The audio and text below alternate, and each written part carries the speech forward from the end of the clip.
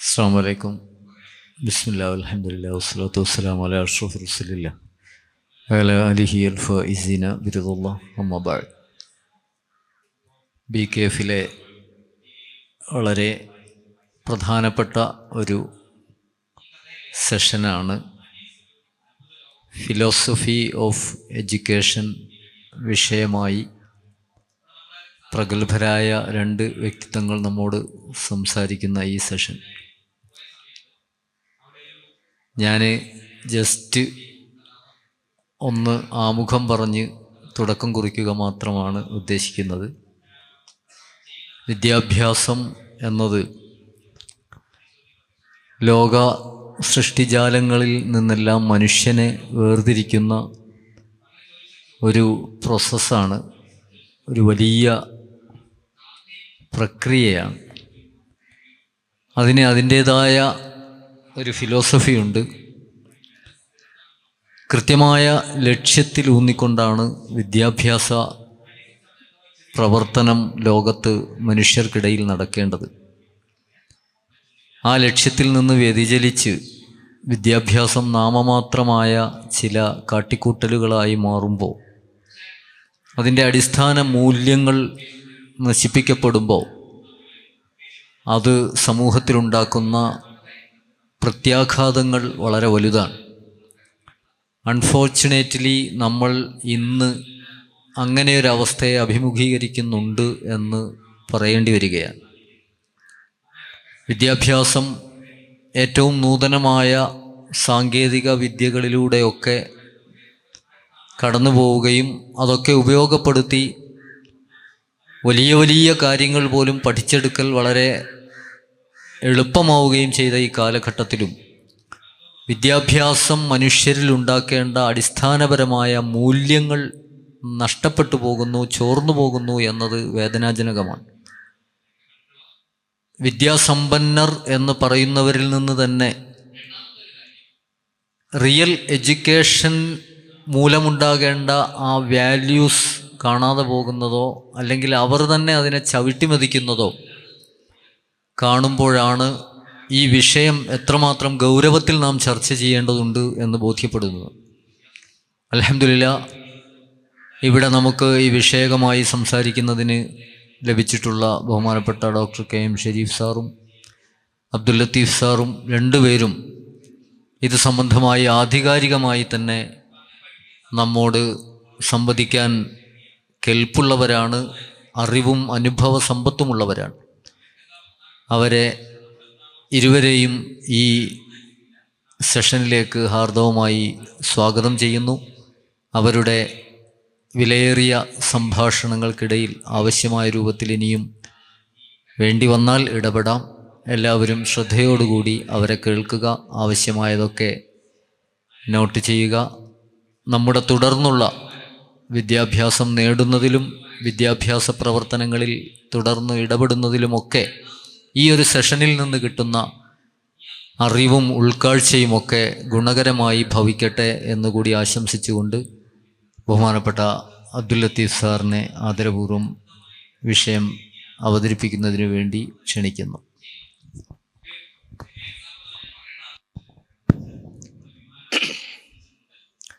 അസ്സലാമു അലൈക്കും വറഹ്മത്തുള്ളാഹി വബറകാതുഹു. ആദരണീയനായ ഉസ്താദ് ഷരീഫ് സാർ, പ്രിയപ്പെട്ട വിദ്യാർത്ഥി സുഹൃത്തുക്കൾ, ബുഖാരി വിദ്യാർത്ഥികൾ, സംഘാടകർ, ആദ്യമേ എൻ്റെ മനസ്സ് നിറച്ച ഈ കാഴ്ചയെ കുറിച്ച് ഒരു വാക്ക് പറഞ്ഞില്ലെങ്കിൽ അത് ഞാൻ പിന്നെ മറന്നുപോകും. ബുഖാരിയിലെ വിദ്യാർത്ഥികൾ ഒരുക്കിയിരിക്കുന്ന ഈ ഒരു രീതി, പ്രോഗ്രാമുകൾ ഒരുപാട് നമ്മൾ കണ്ടിട്ടുണ്ട്, പ്രോഗ്രാം വേദികളും നമ്മൾ പോയിട്ടുണ്ട്. പക്ഷേ ഇവിടെ ഒഴിഞ്ഞു കിടന്നിരുന്ന ഈ ഒരു പറമ്പിനെ ഇത്ര മനോഹരമായി ഇങ്ങനെ ഒരുക്കിയെടുത്ത് അല്ലെങ്കിൽ ഒരുക്കിയെടുക്കാൻ പറ്റും എന്ന ഒരു വിഷൻ ഉണ്ടാവുകയും അത് യാഥാർത്ഥ്യവൽക്കരിക്കുകയും വളരെ നേച്ചുറലായിട്ട് ഇങ്ങനെ ഒരു സെറ്റിംഗ് ഒരുക്കുകയും ചെയ്ത് ഈ പ്രോഗ്രാം ഈ രൂപത്തിലേക്ക് കൊണ്ടുവന്ന അതിൻ്റെ പിന്നിൽ പ്രവർത്തിച്ച മുഴുവൻ ബുദ്ധികളെയും ആശയങ്ങളെയും എല്ലാവരെയും അഭിനന്ദിക്കാൻ ഞാൻ ഈ അവസരം ഉപയോഗപ്പെടുത്തുകയാണ്. അതുപോലെ ഈ പ്രോഗ്രാമിലേക്ക് ക്ഷണിച്ച ഇവിടെ നിങ്ങളോട് സംവദിക്കാൻ അവസരം തന്ന എല്ലാവരോടും നന്ദിയും കടപ്പാടും സ്മരിക്കുകയും ചെയ്യുന്നു. വിഷയത്തിലേക്ക് വരാം. ഫിലോസഫി ഓഫ് എഡ്യൂക്കേഷൻ വളരെ വളരെ സീരിയസ് ആയ വലിയ ചിന്തകരും ബുദ്ധിജീവികളുമൊക്കെ നൂറ്റാണ്ടുകൾക്ക് മുന്നേ ആലോചിക്കുകയും പഠിക്കുകയും എഴുതുകയൊക്കെ ചെയ്തൊരു വിഷയമാണ്. എന്നെപ്പോലത്തെ വളരെ ചെറിയ ലെവലിൽ നിൽക്കുന്ന ഒരാൾ ചർച്ച ചെയ്യേണ്ട വിഷയമല്ല. അപ്പോൾ അതുകൊണ്ട് തന്നെ ഞാൻ അതിലേക്ക് പോകാൻ ഉദ്ദേശിക്കുന്നത് എൻ്റെ അനുഭവത്തിൽ നിന്ന് കുറച്ചും കൂടെ ഒരു സാധാരണക്കാരൻ്റെ കണ്ണിലൂടെ നോക്കുകയാണ് വിദ്യാഭ്യാസത്തിൻ്റെ ഫിലോസഫിയെ ഞാൻ ചെയ്യുന്നത്. വലിയ തത്വചിന്തകൾക്കല്ല. അങ്ങനെ വിദ്യാഭ്യാസ ഫിലോസഫി അങ്ങനെ അപ്രോച്ച് ചെയ്യാം. അങ്ങനെ അപ്രോച്ച് ചെയ്യുമ്പം അത് വലിയ കാര്യങ്ങളായി മാറും. അത് വലിയ ആളുകൾ സംസാരിക്കുകയും വലിയ ആളുകൾ കേൾക്കേണ്ട വിഷയമായി മാറും. പകരം ഞാൻ ചെയ്യുന്നത് അതിനെ ഒരു സാധാരണക്കാരൻ്റെ കണ്ണിലൂടെ നോക്കുകയും സാധാരണക്കാരുമായി ബന്ധപ്പെട്ട് നമ്മുടെയൊക്കെ മനസ്സിലൂടെ കടന്നു പോവുകയും നമ്മുടെയൊക്കെ അനുഭവങ്ങളിൽ നിന്ന് കിട്ടിയ ചില കാര്യങ്ങൾ നിങ്ങളോട് പങ്കുവെക്കുകയും ചെയ്യുക എന്നതാണ്. ഇത് ആമുഖമായി പറയുന്നത് ഈ സബ്ജക്റ്റിൻ്റെ ടൈറ്റിൽ വളരെ ഹെവിയാണ് എന്നുള്ളത് കൊണ്ടാണ്. ഇനി ഞാൻ നിങ്ങൾക്ക് ഒരു കൊച്ചു കഥ പറഞ്ഞു തുടങ്ങാം. എനിക്കറിയുന്ന എൻ്റെ പ്രദേശത്ത് ഒരു ചെറിയ ചായക്കടയും ചെറിയ ഒരു സ്റ്റേഷനറി കടയൊക്കെ എല്ലാം കൂടെയുള്ള ചെറിയ ഒരു കടയുണ്ടായിരുന്നു. ആ കടയിലെ നടത്തിപ്പുകാരൻ കുറച്ച് പ്രായമുള്ള സ്വാത്വികനായ ഒരു മുസ്ലിമാണ്. അദ്ദേഹത്തിൻ്റെ 6ലോ 7ലൊക്കെ പഠിക്കുന്ന മോൻ പലപ്പോഴും ആ കടയിൽ ഹെൽപ്പറായിട്ടുണ്ടായിരിക്കും. ഒഴിവുള്ള സമയത്തൊക്കെ സ്കൂളിൽ പോകുന്നതിന് മുമ്പും സ്കൂളിൽ പോകുന്നതിന് ശേഷവും മദ്രസ വിടുന്നതിൻ്റെ മുമ്പൊക്കെ ആയിട്ട് ഇങ്ങനെ ചെയ്യാവുന്ന സമയത്തൊക്കെ ഹെൽപ്പ് ചെയ്യും. പലപ്പോഴും ഇദ്ദേഹം പള്ളിയിൽ ജമാഅത്തിന് പോകുമ്പം ഈ മോനെ ആയിരിക്കും ഈ കടയുടെ ഉത്തരവാദിത്വം ഏൽപ്പിച്ചു പോവുക. അപ്പോൾ ഈ കടയിൽ പഴയ കാലത്തെ കഥയാണ്. തീപ്പെട്ടി ഉണ്ടാവും. ഇപ്പോൾ അങ്ങനെ തീപ്പെട്ടി നമ്മളത്ര സ്ഥിരമായി വാങ്ങാറില്ല, അങ്ങനെ വാങ്ങേണ്ട കാര്യമില്ല എന്നുള്ളതുകൊണ്ട്. പക്ഷേ അന്ന് തീപ്പെട്ടി ഒരു മുഖ്യ ഉൽപ്പന്നമാണ്, പ്രത്യേകിച്ച് വീടി വലിക്കുന്നവർക്ക്. നമ്മൾ ആളുകൾ ഇഷ്ടംപോലെ വീടി വലിക്കുന്നൊരു കാലമാണ്. അപ്പോൾ ഈ വാപ്പ പള്ളിയിൽ പോയാൽ അവരുടെ കുടുംബത്തിൽപ്പെട്ട ഒരാൾ സ്ഥിരമായ ഇടയ്ക്ക് വീഴുന്ന ആളാണ്. ഈ മോനാണെന്ന് ഉറപ്പായാൽ ഇദ്ദേഹം കയറി വരും. കയറി വന്നിട്ട് ഒരു ബീഡി എടുക്കും. വിൽക്കാൻ വെച്ച തീപ്പെട്ടി ഉണ്ടാവും അവിടെ കടയിൽ. ആ തീപ്പെട്ടി നെടുക്ക് മോനെ എന്ന് പറയും. അപ്പോൾ തീപ്പെട്ടി എടുത്തു കൊടുക്കും. ഇയാളത് മെല്ലെ ഇങ്ങനെ ഞെക്കിപ്പിടിച്ചാൽ അതിൻ്റെ ഉള്ളിൽ കൊള്ളി കിട്ടും. ഒരു കൊള്ളി എടുക്കും, അത് ഒരുതി തീ പിടിച്ചിട്ട് അവിടെ തന്നെ വെച്ചാൽ കേട്ടോ എന്ന് പറഞ്ഞ് ഇയാൾ പോവുകയും ചെയ്യും. 1-2 പ്രാവശ്യം ഈ സംഭവം ഉണ്ടായപ്പോൾ മോനെ വാപ്പ വന്നപ്പം പറഞ്ഞു, ഇങ്ങനെ ആൾ വന്നിരുന്നു, അയാൾ ബീഡി എടുത്തിട്ടുണ്ട്, ഇങ്ങനെ ഈ തീപ്പെട്ടിയിൽ നിന്ന് ഒരു കൊള്ളി എടുത്തിട്ടുണ്ട്, ആ കൊള്ളി ഉരച്ചിട്ടാണ് കത്തിച്ചുള്ളത്. അപ്പോൾ വാപ്പ കുഴപ്പമില്ല, ഏത് തീപ്പെട്ടി എടുത്തതെന്ന് അറിയാമെന്ന്. ആ മോളിൽ തീപ്പെട്ടിയാണ്, അതങ്ങ് എടുത്ത് മാറ്റി വെച്ചതാന്ന് പറഞ്ഞു. അതിനി വിൽക്കരുത് എന്ന്.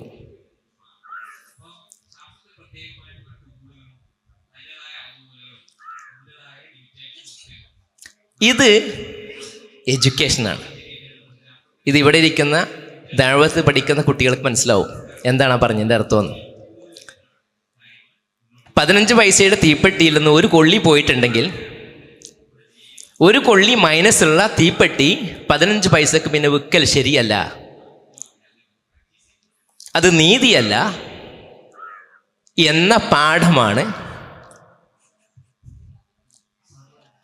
ആ ബാപ്പ മകനെ പഠിപ്പിച്ചിട്ടുള്ളത്. എനിക്കിത് പറയാൻ വിഷമം ഉണ്ടാവുന്നത് അത് എൻ്റെ ബാപ്പയാണ്, ആ മോൻ ഞാനാണ് എന്നതുകൊണ്ടാണ്. ഇത് എൻ്റെ വളരെ ചെറുപ്പത്തിലൊരു ഓർമ്മയാണ്. പ്രായം കൂടി അനുഭവങ്ങൾ കൂടി നമ്മളിങ്ങനെയൊക്കെ പല വേദികളൊക്കെ പോകാൻ തുടങ്ങുമ്പോഴാണ് നമ്മൾ പിന്നോട്ട് നോക്കും.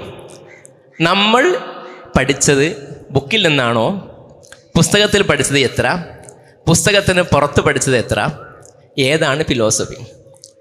അപ്പം ഞാൻ ഇതുകാലം വരെ സ്കൂളിൽ പഠിച്ചിട്ടോ കോളേജിൽ പഠിച്ചിട്ടോ അവിടെയുള്ള ഒരു അധ്യാപകനും ഈ പാഠം എനിക്ക് പഠിപ്പിച്ചു തന്നിട്ടില്ല. ഞാൻ ഇക്കാലം വരെ എൻ്റെ ഒരു കുട്ടിയെ പഠിപ്പിക്കേണ്ടി വന്നിട്ടുമില്ല. കാരണം സിലബസിൽ അതില്ല, നമ്മുടെ സിലബസിൽ അതില്ല. പക്ഷേ എൻ്റെ വാപ്പാൻ്റെ സിലബസിൽ അതുണ്ട്. വാപ്പ അധ്യാപകനല്ല, സാധാ കച്ചവടക്കാരനാണ്, വലിയ വിദ്യാഭ്യാസം കിട്ടിയ ആളല്ല, പക്ഷേ എഴുത്തും വായനയൊക്കെ അറിയാം. ഇത് അദ്ദേഹം വിചാരിച്ചപ്പം ഇത്തരം വലിയ ഫിലോസഫിയാണെന്ന് വിചാരിച്ചിട്ടുണ്ടാവണമെന്നില്ല. അപ്പം ഫിലോസഫി ആവുന്നത് അത് മനുഷ്യ ജീവിതത്തിൽ എത്രമാത്രം ആഴമുണ്ട്, അതിന് ഇൻഫ്ലുവൻസ് ഉണ്ട് എന്നത് നോക്കിയിട്ടാണ്. രണ്ടാമത്തെ അനുഭവം ഞാൻ വീണ്ടും പറയാം. ഞാൻ ബ്രൂണയിൽ കുറച്ചു കാലം ജോലി ചെയ്തിരുന്നു. അപ്പോൾ ഞാൻ പോകുന്ന പശ്ചാത്തലം നമുക്കറിയാം, നമ്മുടെ നാടിൽ നിന്നാണ്. നമ്മുടെ നാട്ടിലൊരു അധ്യാപകനെ സംബന്ധിച്ചിടത്തോളം കുട്ടികൾക്ക് നമ്മൾ വർക്ക് കൊടുക്കും. വർക്ക് കൊടുക്കുമ്പോൾ നമ്മളൊരു അസൈൻമെൻറ്റ് കൊടുത്തിട്ടുണ്ടെങ്കിൽ ചില കുട്ടികൾ ചെയ്യും, ചില കുട്ടികൾ ചെയ്യില്ല. ചെയ്യാത്ത കുട്ടികൾ സ്വാഭാവികമായും പല കാരണങ്ങൾ പറയും. ഒരാൾ പറയും ഞാൻ ചെയ്തിട്ടുണ്ട് പക്ഷെ മറന്നതാണ്, ബുക്ക് കൊണ്ടുവരാൻ മറന്നതെന്ന് പറയും. ഇങ്ങനെ പല നമ്പർ നമുക്കറിയാം. ടീച്ചേഴ്സ് എന്ന അർത്ഥം നമുക്കും അറിയാം അത് കുറച്ചൊക്കെ ശരിയും കുറച്ചൊക്കെ ശരിക്കേടുമാണ്. ചില അടിക്കുന്ന അധ്യാപകർ അടിക്കും, ചീത്ത പറയും, ഫൈൻ കൊടുക്കുന്നൊരു അങ്ങനെ വഴിക്ക് പോകും. ഈ പശ്ചാത്തലം ഞാൻ ബ്രൂണയിലേക്ക് പോകുന്നു. അങ്ങനെ ബ്രൂണയിൽ ചെന്ന് ഇതേപോലെ ഒരു അനുഭവം ഉണ്ടായി. അസൈൻമെൻറ്റ് കൊണ്ടുവരുന്ന സമയത്ത് ഒരു കുട്ടി പറഞ്ഞു, പിന്നെ ഞാൻ എഴുതി വെച്ചിട്ടുണ്ട്. അപ്പം ഞാനൊന്ന് ചിരിച്ചു. അതായത് ഞാനപ്പോഴും ഇന്ത്യൻ അനുഭവമാണ് ഓർത്തുള്ളത്. ഈ നുണയാണോ എല്ലായിടത്തും പറയുന്നതെന്ന് ഞാൻ ആലോചിച്ചു. അപ്പോൾ ഈ കുട്ടിക്ക് ഭയങ്കര ഫീൽ ചെയ്തു. അപ്പോൾ ഈ കുട്ടീനോട് ചോദിച്ചു, യു ഡോണ്ട് ട്രസ്റ്റ് മീ? അപ്പം ഞാൻ I trust you but it looks that you don't trust me. ഞാൻ പറഞ്ഞത് നിങ്ങൾക്ക് അങ്ങനെ ബോധ്യമായില്ല എന്ന് നിങ്ങളുടെ മുഖം പറയുന്നു, നിങ്ങളുടെ ചിരി പറയുന്നുണ്ട്. എന്നിട്ട് ആ കുട്ടി ഒന്നുകൂടെ പറഞ്ഞു, ഐ ഡോണ്ട് ലൈ. അപ്പം എനിക്ക് എൻ്റെ ഗൗരവം ബോധ്യപ്പെട്ടു. അത് കഴിഞ്ഞതിന് ശേഷം ഞാൻ അവിടുത്തെ നാട്ടുകാരായ ആളുകളോട് ഈ സംഭവം സംസാരിച്ചപ്പോൾ അവർ പറഞ്ഞു, വി നെവർ ലൈ. ഇവരെല്ലാവരും കൂടി സാത്വികരായ വലിയ മുത്തക്കികളൊന്നല്ലേ, പക്ഷേ നുണ പറയാതിരിക്കുക എന്നത് അവരുടെ കൾച്ചറിൽ ഇൻബിൽറ്റാണ്. അങ്ങനെ നുണ പറഞ്ഞിട്ടൊരു കാര്യം അവർ നേടേണ്ടതില്ല. അതുകൊണ്ട് അവിടെ സെക്കൻഡ് ഹാൻഡ് കാറ് വാങ്ങാനോ സാധനം വാങ്ങാനോ വളരെ സുഖമാണ്. കാരണം അവരാ ഉള്ളതേ പറയുള്ളൂ. വില കുറയുമെന്നതിനർത്ഥമല്ല, പക്ഷേ ഉള്ളതേ പറയുള്ളൂ. കളവ് പറയാതിരിക്കുക എന്നത് അവരുടെ നേച്ചറാണ്. കാലങ്ങൾ കഴിഞ്ഞു. എൻ്റെ മോൻ അവിടെ പഠിച്ചായിരുന്നു. എൻ്റെ മോൻ കാവനൂർ സ്കൂളിൽ പോയി. തൊപ്പിയില്ലെങ്കിൽ അവിടുത്തെ സ്കൂളും മദ്രസും ഒന്നിച്ചുള്ള സ്കൂളാണ്. അപ്പോൾ മദ്രസിൻ്റെ സമയത്ത് തൊപ്പി വെക്കണം, സ്കൂളിൻ്റെ സമയത്ത് തൊപ്പി വെക്കേണ്ടതില്ല. അപ്പോൾ കുട്ടികളൊക്കെ ചെയ്യുക, തൊപ്പി ബാഗിൽ കൊണ്ടു കൊടുക്കും. ഒരു ദിവസം സ്കൂളിന് സമയം കഴിഞ്ഞു മദ്രസിൻ്റെ ക്ലാസ്സിലേക്ക് പോയപ്പോൾ ഇവൻ്റെ തൊപ്പി കാണുന്നില്ല. അപ്പോൾ ഉസ്താദ് തൊപ്പി ഇല്ലാത്തതുകൊണ്ട് അടിച്ചപ്പോൾ പറഞ്ഞു, ഞാൻ തൊപ്പി കൊണ്ടെത്തുന്നുണ്ട് പക്ഷെ ഇപ്പോൾ കാണുന്നില്ല. അപ്പോൾ ഉസ്താദ് സ്വാഭാവികമായിട്ട് നമ്മുടെ നാട്ടിൽ ഉസ്താദ്മാർ പറയുന്ന അതേ സെൻറ്റൻസ് പറഞ്ഞു, എന്നോട് നുണ പറയരുത്. അപ്പോൾ ഇവന് ഭയങ്കര സങ്കടമായി പോയി. അങ്ങനെ ഇവൻ വീട്ടിൽ വന്നിട്ട് എന്നോട് പറഞ്ഞു, എൻ്റെ ഉസ്താദ് ഞാൻ നുണ പറയുന്നു എന്ന് പറഞ്ഞു. തൊപ്പി കൊണ്ടുവന്നില്ല എന്നല്ല പ്രശ്നം, അടി കിട്ടിയെന്ന് പ്രശ്നമല്ല, ഞാൻ നുണ പറയുന്നു എന്നത് പറഞ്ഞു. അപ്പം ഞാൻ സംഭവം നോക്കിയപ്പോൾ ബാഗിലുണ്ടായിരുന്നു. ഇവൻ അപ്പം ആ വെപ്രാൾ തിരഞ്ഞിട്ട് കിട്ടിയില്ല എന്നേ ഉള്ളൂ. ഞാൻ ഈ ഉസ്താനെ വിളിച്ചിട്ട് ഞാൻ പറഞ്ഞു, നിങ്ങൾ ഒരിക്കലും അങ്ങനെ പറയരുത്. ഞാൻ നിങ്ങളെ കുറ്റപ്പെടുത്തുന്നതല്ല, പക്ഷേ അങ്ങനെ പറഞ്ഞാൽ ഈ കുട്ടികളുടെ മനസ്സിൽ അത് എത്രമാത്രം പ്രകമ്പനം ഉണ്ടാക്കുന്നുണ്ട്, അതെന്താണ് എന്നത് നിങ്ങൾക്ക് ഭാവിയിൽ പിന്നെ മനസ്സിലാവില്ല. ഉസ്താദും അത്രയൊന്നും ആലോചിച്ചിട്ടുണ്ടായിരിക്കില്ല. രണ്ടാമത്തെ അനുഭവം ഇതാണ്. ഇങ്ങനെ ഒരുപാട് അനുഭവങ്ങളിൽ നിന്നാണ് എൻ്റെ ചെറിയ മനസ്സിൽ വിദ്യാഭ്യാസത്തെക്കുറിച്ചുള്ള എൻ്റെ കാഴ്ചപ്പാടുണ്ടായിട്ടുള്ളത്. അപ്പം ഞാൻ മനസ്സിലാക്കിയിട്ടുള്ള വിദ്യാഭ്യാസത്തിൻ്റെ ഫിലോസഫി എന്ന് പറഞ്ഞാൽ, ആ ഫിലോസഫിയിൽ വിദ്യാഭ്യാസം എന്തിനാണ് എന്ന് തീർച്ചയായും നമ്മൾ ചർച്ച ചെയ്യും, നമ്മുടെ മനസ്സിൽ ഉണ്ടായിരിക്കും. അതിൻ്റെ നേച്ചർ എന്താണ്, അതിൻ്റെ എയിംസ് എന്താണ്, അതിൽ സ്റ്റേക്ക് ഹോൾഡർ ആയിട്ടുള്ള വിവിധ ആളുകളുടെ റോൾ എന്താണ്. വിദ്യാർത്ഥി തീർച്ചയായിട്ടും അതിലൊരു കക്ഷിയാണ്, ആ വിദ്യാർത്ഥിയുടെ റോൾ എന്താണ്. അധ്യാപകൻ ഒരു കക്ഷിയാണ്, ആ അധ്യാപകൻ്റെ റോൾ എന്താണ്. അതുപോലെ അവിടെ ചില പശ്ചാത്തലങ്ങൾ ഉണ്ടാകും, സർക്കാരോ സംവിധാനങ്ങളോ സമൂഹമോ ഒക്കെ ഉണ്ടായിരിക്കും, സിലബസ് ഉണ്ടായിരിക്കും, ഇങ്ങനെ കരിക്കുലം ഉണ്ടായിരിക്കും. ഇതിൻ്റെയൊക്കെ റോൾ എന്താണ്. ഈ 3 കാര്യങ്ങളായിരിക്കും എഡ്യൂക്കേഷൻ ഫിലോസഫി അല്ലെങ്കിൽ ഫിലോസഫി ഓഫ് എഡ്യൂക്കേഷൻ ചർച്ച ചെയ്യുമ്പോൾ നമ്മുടെ മനസ്സിൽ വരേണ്ടത്. ഇതാണ് എൻ്റെ ഒരു ആകത്തുക. ഇതിലെ ഓരോ കാര്യങ്ങളും വേറെ വേറെ നമുക്ക്, എനിക്ക് തോന്നുന്നത് ഷെരീഫ് സാറും കൂടെ ഒന്ന് ഒരു ആമുഖം പറഞ്ഞതിന് ശേഷം നമുക്കിങ്ങനെ ഓരോന്നിലേക്ക് പോകുന്നതായിരിക്കും നല്ലെന്ന് തോന്നുന്നു. അല്ലേ ഉസ്താദ്, നന്നാവുക അല്ലേ? അപ്പം ഞാനൊരു ആമുഖം ഭാഷണം ഇവിടെ അവസാനിപ്പിക്കുന്നു. ഇൻഷാ അല്ലാഹ് ഉസ്താദ് നേരത്തെ പറഞ്ഞപ്പോൾ നമുക്കിങ്ങനെ മിക്സ് ചെയ്ത് മുന്നോട്ട് പോകാം. Thank you very much. അസ്സലാമു അലൈക്കും. ബിസ്മില്ലാഹിർ അൽഹംദുലില്ലാഹി സ്വല്ലല്ലാഹു അലൈഹി വസല്ലം. ലത്തീഫ് സാർ പ്രസംഗം തുടരട്ടെ എന്ന് ഞാനിങ്ങനെ ആഗ്രഹിച്ചിരുന്നു. കാരണം ആ അനുഭവങ്ങൾ ഇങ്ങനെ പറയുമ്പോൾ കിട്ടുന്ന ഒരു സുഖം എനിക്ക് പറയാൻ കഴിയില്ലല്ലോ എന്നുള്ളൊരു സങ്കടം കൊണ്ട് ആയിരുന്നു. എനിക്ക് കൂടുതൽ അനുഭവമുള്ളത് പുസ്തകത്തിലുള്ള അനുഭവമാണ്, ലത്തീഫ് സാർക്ക് ജീവിതത്തിലുള്ള അനുഭവമാണ്. അത് നമ്മളുടെ ഒരു വ്യത്യാസം ഞങ്ങളുടെ സംസാരത്തിലുണ്ടാവുമെന്ന് എനിക്ക് തോന്നുന്നത്. ഷൗക്കത്ത് ബുഖാരിക്ക് ഒരു പക്ഷേ കാശ്മീരിലൊക്കെ ഇപ്പോഴത്തെ ജീവിതം നേരിട്ട് കണ്ട അനുഭവത്തിൽ നിന്നായിരിക്കും പറയാനുണ്ടാവുക. ഈ ഫിലോസഫിയെക്കുറിച്ച് ചിന്തിക്കുന്ന സമയത്ത് ഫിലോസഫിയെ ഞങ്ങളൊക്കെ ഒരു 3 വർഗമാക്കിയിട്ടാണ് അവതരിപ്പിക്കാറുള്ളത്. അതിൻ്റെ 3 സ്റ്റേജസ് അല്ലെങ്കിൽ 3 വിഭാഗങ്ങളാക്കിയിട്ടാണ് ഞങ്ങളൊക്കെ പഠിക്കുകയും അവതരിപ്പിക്കുകയും ചെയ്യുന്നത്. അതൊന്നിനെ മെറ്റാഫിസിക്സ് എന്ന് വിളിക്കുന്ന ഭാഗം, അതതിൻ്റെ എന്താണ് യഥാർത്ഥത്തിൽ ഈ ലോകം, അതാണ് മെറ്റാഫിസിക്സ് എന്ന് പറയുന്ന ഒരു ഏരിയ ചർച്ച ചെയ്യുന്നത്. അത് ഫിലോസഫിയുടെ ഒരു പാർട്ടാണ്. രണ്ടാമത്തേത് എപ്പിസ്റ്റമോളജി എന്ന് വിളിക്കുന്ന ഒരു ഭാഗമാണ്. അത് വിജ്ഞാനവുമായി ബന്ധപ്പെട്ട നോളജ് എങ്ങനെയാണ് ഈ ലോകത്തുണ്ടാവുന്നത് എന്നതിനെ ബന്ധപ്പെട്ടാണ്. മൂന്നാമത്തേത് ആക്സിയോളജി, വാല്യൂസ് എങ്ങനെയാണ് ചേഞ്ച് ഉണ്ടാവുന്നത്. അപ്പം റിയാലിറ്റി എന്താണ്, ആ റിയാലിറ്റിയിൽ നിന്ന് പഠിക്കുന്നത് എന്താണ്, ആ പഠിച്ചതിൽ നിന്ന് നമ്മൾ എത്തുന്ന വാല്യൂസ് എന്താണ്, ഈ 3 തലത്തിൽ നിന്നിട്ടാണ് നമുക്ക് എല്ലാ ഫിലോസഫിയെയും നമ്മൾ ഡിസ്കസ് ചെയ്യുന്നത്. അങ്ങനെ ഡിസ്കസ് ചെയ്യുന്ന സമയത്ത് ഇന്ന് നോളജ് കൂടുകയും വാല്യൂസ് കുറഞ്ഞു വരികയും ചെയ്യുന്ന ഒരു സാഹചര്യമാണ് നമുക്കിന്ന് സൊസൈറ്റിയിൽ നോക്കിയാൽ കാണാം. ഇപ്പം ഞങ്ങളൊക്കെ പഠിക്കുന്നതിനേക്കാൾ കാലത്തേക്കാൾ കൂടുതൽ സ്കൂളുകൾ വന്നിട്ടുണ്ട്, മദ്രസകൾ വന്നിട്ടുണ്ട്, ദഅ്വാ കോളേജുകൾ വന്നിട്ടുണ്ട്. അപ്പോൾ സ്വാഭാവികമായിട്ടും കുറ്റകൃത്യം കുറയുകയാണ് വേണ്ടത്. പക്ഷേ അങ്ങനെ കുറ്റകൃത്യം കുറയുന്നതിന് പകരം മയക്കുമരുന്ന് പോലുള്ളതായിരിക്കുന്ന പലതരത്തിലുള്ള ബാഡ് ഹാബിറ്റ്സ് അടക്കം കൂടുകയാണ് ചെയ്യുന്നത്. അപ്പോൾ വിദ്യാഭ്യാസം അതിൻ്റെ വാല്യൂസിലേക്ക് എത്തുന്നില്ല, അതിൻ്റെ ആക്സിയോളജിയിലേക്ക് ഡെവലപ്പ് ചെയ്യുന്നില്ല എന്ന് തന്നെയാണ് അതിന് മനസ്സിലാക്കേണ്ടത്. അതിൻ്റെ അടിസ്ഥാനപരമായ കാര്യങ്ങളെ കണ്ടെത്തി തിരുത്താൻ വൈകിപ്പോകുന്നതാണ് ഇതിൻ്റെ ഒരു പ്രശ്നം എന്നാണ് ഞാനൊക്കെ ഇങ്ങനെ പല കാര്യങ്ങൾ കേൾക്കുകയും വായിക്കുകയൊക്കെ ചെയ്യുമ്പോൾ എനിക്ക് തോന്നുന്നതായിരിക്കുന്ന ഒരു കാര്യം. ഇപ്പോൾ നമ്മൾ നോളജിനെ തന്നെ എടുത്തു നോക്കിയാൽ ഈ അറിവിന് ഒരുപാട് തലങ്ങളുണ്ട്. അത് എല്ലാം കൂടെ ഞാൻ ഒറ്റയടിക്ക് പറയുകയല്ല. അത് ഓരോ കാലത്തിനനുസരിച്ച് ഈ അറിവ് മാറും. പണ്ട് കാലത്ത് ഒരാൾക്കൊരറിവ് ഉണ്ടാവുക എന്ന് പറയുന്നത് അയാളുടെ മെമ്മറിയിൽ ഉണ്ടാവുക എന്നതായിരുന്നു പ്രത്യേകത. അന്ന് അറിവ് സേവ് ചെയ്ത് വെക്കാൻ, ശേഖരിച്ചു വെക്കാൻ ഒരു മാർഗവുമില്ല. മനുഷ്യർ കാണാതെ പഠിക്കുക മാത്രമേ ചെയ്യാൻ വഴിയുള്ളൂ. അപ്പോൾ ഒരു പുതിയ അറിവ് ഒരാളുടെ എക്സ്പീരിയൻസിൽ നിന്നോ അയാളുടെ തിങ്കിങ്ങിൽ നിന്നോ ഒരാൾ പുതിയ അറിവുണ്ടാക്കി കഴിഞ്ഞാൽ ആ അറിവ് ലോകത്തെല്ലായിടത്തേക്കും എത്തിക്കാൻ വേണ്ടി അയാൾ ചെയ്തിരുന്നൊരു രീതി, അത് പലർക്കും കാണാതെ പഠിക്കാനുള്ള അവസരം കൊടുക്കുക എന്നായിരുന്നു. അങ്ങനെ കാണാതെ പഠിക്കുന്ന ആള് ഇത് എന്തിനാണ് പഠിക്കുന്നത് പോലും അറിയാതെ ശ്ലോകമായിട്ടോ ബെയ്ത്തായിട്ടോ പദ്യമായിട്ടോ കഥയായിട്ടോ ഒക്കെ കാണാതെ പഠിച്ചു വെക്കും. അപ്പൊ എനിക്ക് ഒരു അറിവുണ്ടെങ്കിൽ ഞാൻ ഇതിനെ ഒരു ശ്ലോകമാക്കി മാറ്റും, ഒരു ബെയ്ത്താക്കിയിട്ട് മാറ്റും. എന്നിട്ട് ഈ ശ്ലോകം ഞാൻ കുറേ ആളുകളെ കൊണ്ട് കാണാതെ പഠിപ്പിക്കും. എനിക്ക് ആവശ്യം വരുമ്പോൾ ഞാനത് ഓർക്കേണ്ട കാര്യമില്ല, അത് കാണാതെ പഠിച്ച ആളോട് ചോദിക്കും, ഞാൻ അതിന് വ്യാഖ്യാനം കൊടുക്കും. അതുകൊണ്ട് ആ കാലഘട്ടത്തിലെ ബേസിക് ആയിട്ടുള്ള നോളജ് എന്ന് പറയുന്നത് ഓർക്കാൻ കഴിയില്ലായിരുന്നു, മെമ്മറി ആയിരുന്നു. ഒരാളെ, നല്ല ഓർമ്മശക്തിയുള്ള ആളെ നമ്മൾ ബുദ്ധിജീവികൾ എന്നായിരുന്നു വിളിക്കുക. അയാളത് അനലൈസ് ചെയ്യേണ്ട യാതൊരു കാര്യമില്ല, അയാൾ കാണാതെ പഠിച്ചാൽ മാത്രം മതി. ആ ബെയ്ത്ത് ആൾക്ക് അറിയാം, അതങ്ങനെ ചൊല്ലും. അതിൻ്റെ അർത്ഥം എന്താണെന്നോ അതിൻ്റെ കാര്യം എന്താണെന്നോ അയാൾക്ക് അറിയുകയില്ല. അത് കഴിഞ്ഞ് നമ്മൾ എഴുതാനുള്ള ശീലം വന്നു, എഴുത്തോലകൾ. ആ സമയത്ത് പ്രധാനപ്പെട്ട അറിവായി നമ്മൾ കണ്ടത് എഴുത്തും വായനയുമായിരുന്നു. അതുകൊണ്ട് നമ്മൾ ഇപ്പോഴും പറയാറുണ്ട്, ബുദ്ധിയില്ല എന്ന് പറഞ്ഞതിന് പകരം എഴുത്തും വായന അറിഞ്ഞൂടാത്ത ആളാണ്. അന്ന് ബുദ്ധിയുടെ മാനദണ്ഡമായി കണക്കാക്കിയിരുന്നത് എഴുത്തും വായനയാണ്. കാരണം ഇതെല്ലാം എഴുതി വെച്ചാൽ അത് ശേഖരിക്കപ്പെട്ടു. അപ്പം പരമാവധി അറിവുകളെ എഴുതി വെക്കുക എന്നും അങ്ങനെ എഴുതി വെച്ച അറിവുകളെ വായിക്കാൻ പറ്റുകയും ചെയ്താൽ അയാളായിരുന്നു നമ്മൾ ബുദ്ധിയുള്ള ആളായിട്ട് കണക്കാക്കിയിരുന്നത്. എഴുത്തും വായനയും അറിയുക എന്ന് പറഞ്ഞ ഒരാളെ. അവിടെ നിന്ന് നോളജ് വീണ്ടും മാറി. ഇപ്പം നമ്മൾ സേവ് ചെയ്യാൻ ഉപയോഗിക്കുന്നത് തലച്ചോറിനേക്കാൾ കൂടുതൽ ഡിവൈസുകളാണ്. കമ്പ്യൂട്ടറുകളോ മൊബൈൽ ഫോണുകളോ അങ്ങനെയുള്ള ഒരു കാലത്തേക്ക് നമ്മൾ എത്തി. അപ്പൊ അറിവ് ഓർക്കേണ്ടത് ഉണ്ടോയെന്ന് ചോദിച്ചാൽ ആവശ്യമുള്ളത് ഓർത്താൽ മതി എന്നായി. ഗുണനപ്പട്ടിക നമ്മൾ ഓർത്തില്ലെങ്കിലും നമ്മളുടെ കാൽക്കുലേറ്റർ വെച്ച് നമുക്ക് സുഖമായിട്ട് ഗുണിക്കാൻ പറ്റും. ഹരിക്കാൻ നമ്മൾ ഓർത്തിട്ടില്ലെങ്കിലും നമ്മളുടെ കാൽക്കുലേറ്റർ വെച്ച് നമുക്ക് ഹരിക്കാൻ പറ്റും.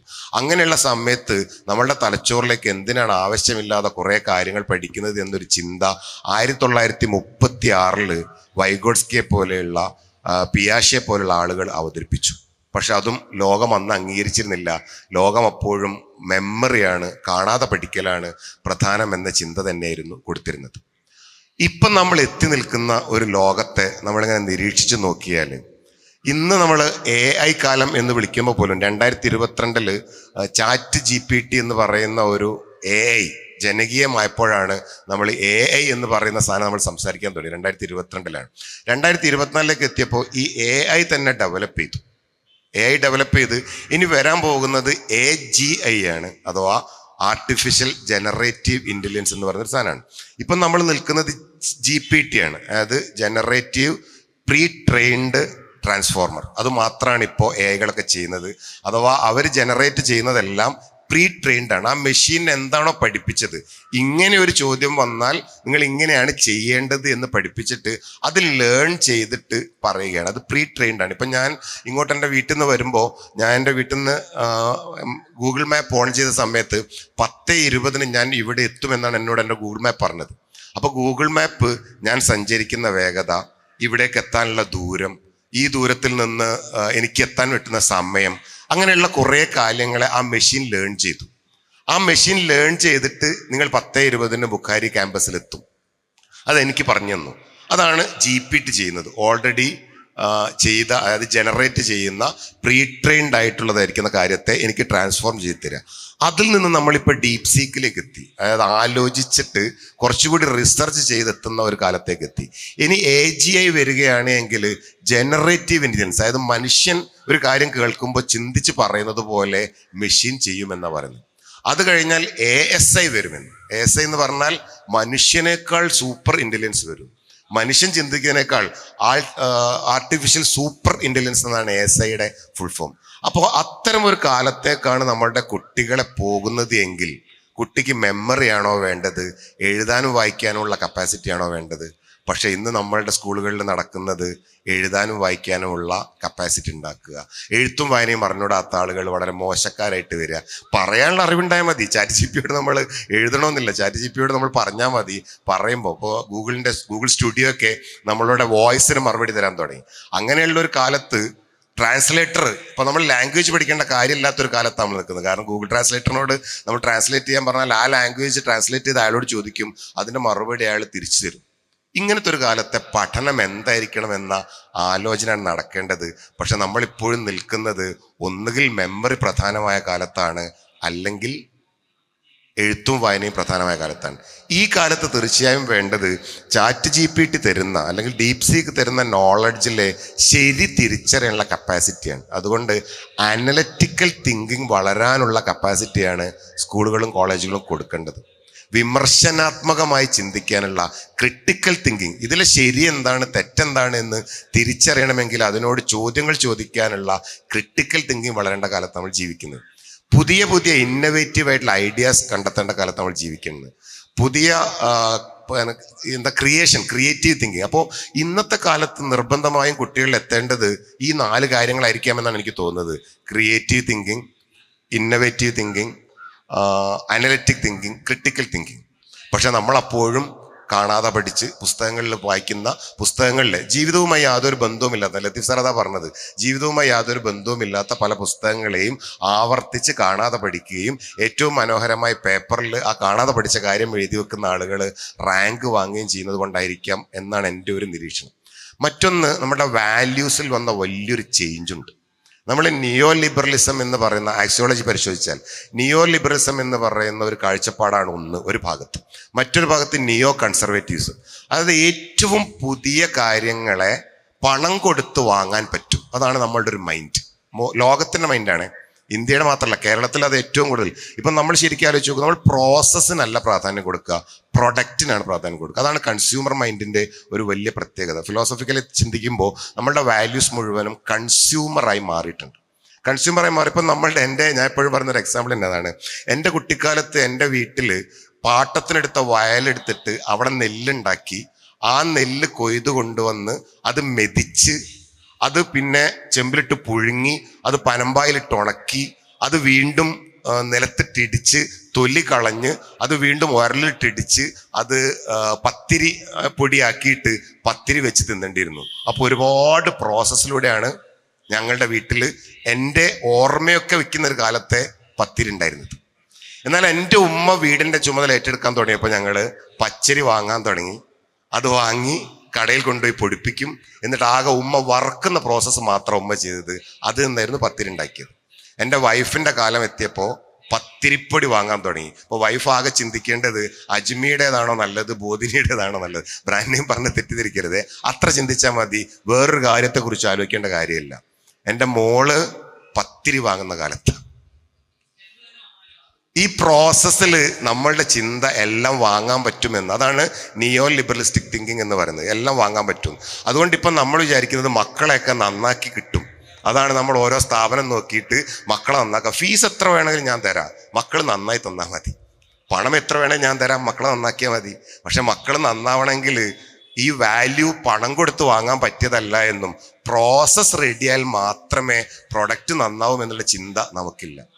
രണ്ടാമത്തെ ഒരു ചിന്ത നിയോ കൺസർവേറ്റീവ്സ് ആണ്. ആ ചിന്തയിൽ ഉള്ള മനുഷ്യരാണ് എൻ്റെ ചുറ്റും ഇരിക്കുന്നത് കൊണ്ടാണ് നിങ്ങൾക്ക് ഈ വേദി മനോഹരമായിട്ട് തോന്നുന്നത്. പഴയതൊക്കെ നല്ലതായിരുന്നു എന്ന ചിന്ത. അതാണ് നിയോ കൺസർവേറ്റീവ്സ്. അതുകൊണ്ടാണ് ഇവിടെ പഴയ ചൂട്ട് ഇങ്ങനെ കെട്ടിയിരിക്കുന്നത്. ആ നിയോ കൺസർവേറ്റീവ് തിങ്ക് കൊണ്ടാണ്. അതുകൊണ്ടാണ് ഈ കിണ്ടി കൊണ്ടുവന്ന് വെച്ചത്. അതുകൊണ്ടാണ് ഇവിടെ അടുപ്പ് കൂട്ടിയിട്ട് കലം എടുത്തു വെച്ചത്. പണ്ടത്തെ കലത്തിലെ ഭക്ഷണമായിരുന്നു നല്ലത്, പണ്ടത്തെ കോളാമ്പിയായിരുന്നു നല്ലത്, പണ്ടത്തെ ടാപ്പിന് പകരം കിണ്ടിയായിരുന്നു നല്ലത്. അതാണല്ലോ ഈ ഒരു ചിഹ്നം നമ്മളെ കാണിക്കുന്നത്. എത്ര ദിവസം നിങ്ങൾ ഇങ്ങനത്തെ ഒരു വീട്ടിൽ താമസിക്കും? കുക്കറില്ലാതെ എത്ര ദിവസം നിങ്ങൾ ഫുഡ് ഉണ്ടാക്കും? ടാപ്പില്ലാതെ, കറണ്ട് ഇല്ലാതെ എത്ര ദിവസം ഈ കിണ്ടി നിങ്ങൾ ഉപയോഗിക്കും? ബാത്റൂം ഇല്ലാതെ എത്ര ദിവസം നിങ്ങൾ കോളാമ്പിയിൽ മൂത്രമൊഴിക്കും? പക്ഷെ അപ്പോൾ നമ്മൾ പഴയതൊക്കെ സൂപ്പറായിരുന്നു. ആ ചിന്തയാണ് ഇപ്പം നമുക്ക് ഇവിടെ വരുമ്പോൾ ഒരു കുളിര് കിട്ടുന്നത് ആ നിയോ കൺസർവേറ്റീവ് തിങ്കിങ് കൊണ്ടാണ്. പഴയത് ഭയങ്കര രസമായിരുന്നു പഴയത് കാണുമ്പോൾ. പക്ഷെ ജീവിക്കാൻ പഴയത് പോരാ, നമ്മൾ പുരോഗതിയിലേക്ക് എത്തണം. ഈ ഒരു ചിന്ത കൊണ്ട് നമ്മൾ വിചാരിക്കുകയാണ് പഴയ മനുഷ്യരായിരുന്നു നല്ല മനുഷ്യര്, പുതിയ മനുഷ്യരൊക്കെ മോശക്കാരാണ്. എന്നിട്ട് പഴയ മനുഷ്യരെ പോലെ ആവാൻ നമ്മൾ ആ വാല്യൂ അങ്ങനെ ക്രിയേറ്റ് ചെയ്യപ്പെടുക. അത് ബോധപൂർവം പലരും സൃഷ്ടിക്കപ്പെടുന്ന ഒരു സാധനമാണ്. നമ്മളെ പഴഞ്ചന്മാരാക്കി പുതുലോകത്തിലേക്ക് വളരാതിരിക്കാൻ. അതുകൊണ്ട് പുരോഗതിയാണ് നമ്മളുടെ വാല്യൂ ആയിട്ട് കാണേണ്ടത്. പുരോഗതിയിൽ എത്തുന്ന കുട്ടികളെ നയിക്കുന്ന ഒരു വിദ്യാഭ്യാസ സ്ഥാപനമാണ് വേണ്ടത്. അവിടെ പുരോഗതിയിലേക്ക് പോകുമ്പോൾ കുട്ടികൾ അനുഭവിക്കേണ്ട പുരോഗതിയുടെ കുറേ സാധനങ്ങളുണ്ട്. അതിനെ നമുക്ക് തടയാൻ പറ്റാതിരിക്കുകയും പുരോഗതിയുടെ വാല്യൂസിൽ ഹ്യൂമൻ വാല്യൂസ് എങ്ങനെ കൊണ്ടുവരാം, അതാണ് ലത്തീഫ് സാർ പറഞ്ഞ. നമ്മൾ പുരോഗതി വരുമ്പോൾ നമുക്ക് നഷ്ടപ്പെട്ടു പോയ കുറേ വാല്യൂസ് ഉണ്ട്. നമ്മുടെ സത്യസന്ധത എന്ന് പറയുന്ന വാല്യൂ, അതായത് അതിനെ പോസ്റ്റ് ട്രൂത്ത് ഇറ എന്നാണ് വിളിക്കുന്നത് തന്നെ. ഇപ്പൊ സത്യം മനസ്സിലാക്കാൻ ഒരാൾക്ക് കഴിയില്ല. കാരണം ഏതാണ് സത്യമെന്ന് നമുക്ക് തിരിച്ചറിയില്ല. കാരണം നമ്മൾ ഫേസ്ബുക്കിൽ കാണുന്നതാണ് സത്യമെന്ന് വിചാരിക്കുന്നു. ഈ പോസ്റ്റ് ട്രൂത്ത് ഇറയിലെ ഒരു വലിയ പ്രശ്നം എന്ന് പറയുന്നത് നവോത്ഥാനം വീണ്ടും കൊണ്ടുവരേണ്ട ഒരു അവസ്ഥ വന്നിരിക്കുന്നു. നിങ്ങൾ ആലോചിച്ച് നോക്കൂ, പഴയ കാലത്ത് മനുഷ്യർ നിരന്തരമായി പോരാടി വലിയ പ്രശ്നങ്ങൾ നടത്തി വലിയ തലത്തിലുള്ളതായിരിക്കുന്ന ഇടപെടലുകൾ നടത്തി വരുത്തിയ മാറ്റത്തെയാണ് നമ്മൾ നവോത്ഥാനം എന്ന് വിളിക്കുന്നത്. ആ നവോത്ഥാനത്തിൽ നിന്നായിരുന്നു തിരണ്ട് കല്യാണം ഒഴിവാക്കപ്പെട്ടത്. സ്ത്രീകൾക്ക് മെൻസസ് ആവുന്ന സമയത്ത് നാട്ടുകാരെ വിളിച്ച് വലിയ കല്യാണം നടത്തുക. ഇന്ന് ആ തിരണ്ട് കല്യാണം റീൽസ് തിരിച്ചു കൊണ്ടുവന്നു. ആ പല വീടുകളിൽ ഇപ്പൊ തിരണ്ട് കല്യാണം നടത്താൻ തുടങ്ങി. അന്ന് സ്ത്രീകൾക്ക് മഞ്ഞൾ തേച്ചിട്ട് കുളിപ്പിക്കുക, കല്യാണത്തിന് മുമ്പ് മഞ്ഞൾ തേച്ച് കുളിപ്പിക്കുന്ന മഞ്ഞൾ കല്യാണം ഉണ്ടായിരുന്നു. ഇപ്പൊ യൂട്യൂബ് കാലത്ത് മഞ്ഞൾ കല്യാണത്തിന് ഒഴിവാക്കി മഞ്ഞ കല്യാണം കൊണ്ടുവരാൻ തുടങ്ങി. ഇനി എൻ്റെ പേടി ഏതെങ്കിലും ഒരാൾ സദ്യ ആചരിക്കുന്ന റീൽ ഇറക്കിയാൽ അതും തിരിച്ചു വരുമെന്നാണ്. കാരണം നമ്മളുടെ ജീവിതം റിയാലിറ്റിയിൽ നിന്ന് ഈ റിയാലിറ്റിയിലേക്ക് മാറി. അപ്പോൾ വാല്യൂസ് നിശ്ചയിക്കുന്നത് ആരാണിപ്പോ? റീൽ ഉണ്ടാക്കുന്നവരാണ്. റീലുകൾ ഉണ്ടാക്കുന്നവരുടെ വാല്യൂസിൽ നിന്ന് യഥാർത്ഥ വാല്യൂ തിരിച്ചറിയണമെങ്കിൽ നമ്മൾ പഴയതിലേക്ക് പോവുകയല്ല വേണ്ടത്, പുതിയ വാല്യൂസിനെ ആഡ് ചെയ്യാൻ നമ്മുടെ സൊസൈറ്റിയെ പഠിപ്പിക്കുകയാണ് വേണ്ടത്. അതുകൊണ്ട് റീൽസിൽ കാണുന്ന റിയാലിറ്റി അല്ല ഈ ലോകം എന്ന് ബോധ്യപ്പെടുത്തൽ നമ്മുടെ സിലബസിന്റെ ഭാഗമാവണം. ഇത് പ്രാദേശികമായ വ്യത്യാസം ഉണ്ടാവും. ഇത് ഇപ്പൊ കേരളത്തിലെ കുട്ടികൾക്ക് കൊടുക്കേണ്ട ഒരു വിദ്യാഭ്യാസ രീതി ആയിരിക്കില്ല കാശ്മീരിലെ കുട്ടികൾ കൊടുക്കേണ്ടത്, അതായിരിക്കില്ല ബീഹാറിലെ കുട്ടികൾ കൊടുക്കേണ്ടത്, അതായിരിക്കില്ല ഉത്തർപ്രദേശിലെ കുട്ടികൾ കൊടുക്കേണ്ടത്. കേരളത്തിലെ കുട്ടികൾ ഇന്ത്യൻ എക്കണോമിയിൽ വലിയ ചേഞ്ച് ഉണ്ടാക്കിയ ഗൾഫ് ബൂം പോലെയുള്ളതായിരിക്കുന്ന കാര്യങ്ങൾ കൊണ്ട് നമ്മളുടെ കുട്ടികൾ ഒരുപാട് ടെക്നോളജിയുമായിട്ട് റിലേറ്റ് ചെയ്തിട്ട് റീൽസ് കണ്ടിട്ടാണ് വളരുന്നത്. അതേസമയം കാശ്മീരിലെ കുട്ടികൾ ഫോണെ കണ്ടിട്ടുണ്ടാവില്ല. അതല്ലെങ്കിൽ ബീഹാറിലെ കുട്ടികൾ കൃഷിസ്ഥലത്തായിരിക്കും അവരുടെ വാല്യൂസ് കണ്ടെത്തുന്നത്. അതിനനുസരിച്ച് പ്രാദേശികമായ വിദ്യാഭ്യാസം വരേണ്ട കാലത്ത് നമ്മൾ വൺ നാഷൻ വൺ സിലബസ് എന്ന ചിന്തയിലേക്ക് പോകുന്നത് വലിയ അപകടവും കൂടി ആയിരിക്കും എന്നാണ് ഓർമ്മിക്കേണ്ടത്. അതുകൊണ്ട് കാശ്മീരിലെ കുട്ടികൾ എന്തായിരിക്കണം പഠിക്കേണ്ടതെന്ന് ഞാനല്ല പറയേണ്ടത്. എനിക്ക് തോന്നുന്നത് ഷൗക്കത്ത് ബുഖാരിയിലേക്ക് പോയാൽ കൂടുതൽ നമുക്ക് അതിനുള്ള ഇൻസൈറ്റുകൾ കിട്ടുമെന്നാണ്. ഇതാണ് എനിക്ക് ആമുഖമായി പറയാനുള്ളത്. നീണ്ടുപോയെങ്കിൽ ക്ഷമിക്കാം.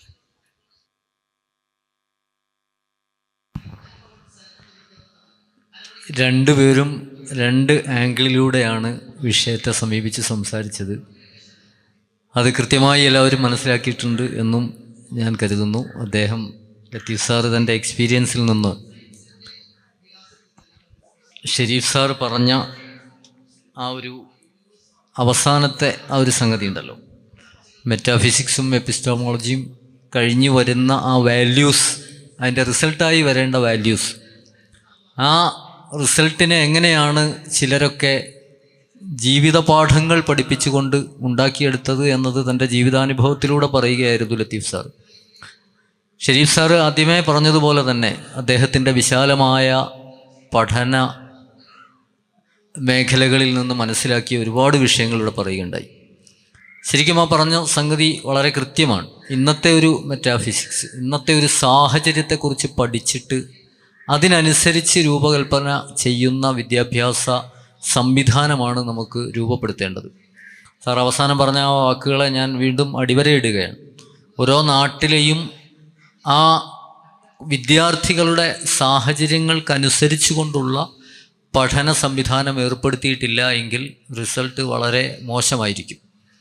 എനിവേ, ഞാൻ ഇടയിലെ സംസാരം ദീർഘിപ്പിക്കുകയല്ല. ഇനിയും അവർക്ക് നമ്മുടെ സമയം തീരുന്നതിന് മുന്നേ ഒരുപാട് കാര്യങ്ങൾ പങ്കുവെക്കാനുണ്ടാകും.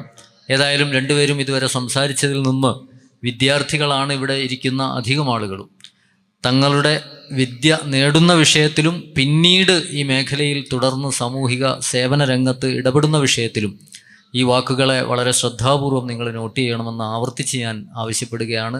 ഒരിക്കൽ കൂടി ഇരുവർക്കും അവസരം കൊടുത്തുകൊണ്ട് ഞാൻ അവസാനിപ്പിക്കുന്നു.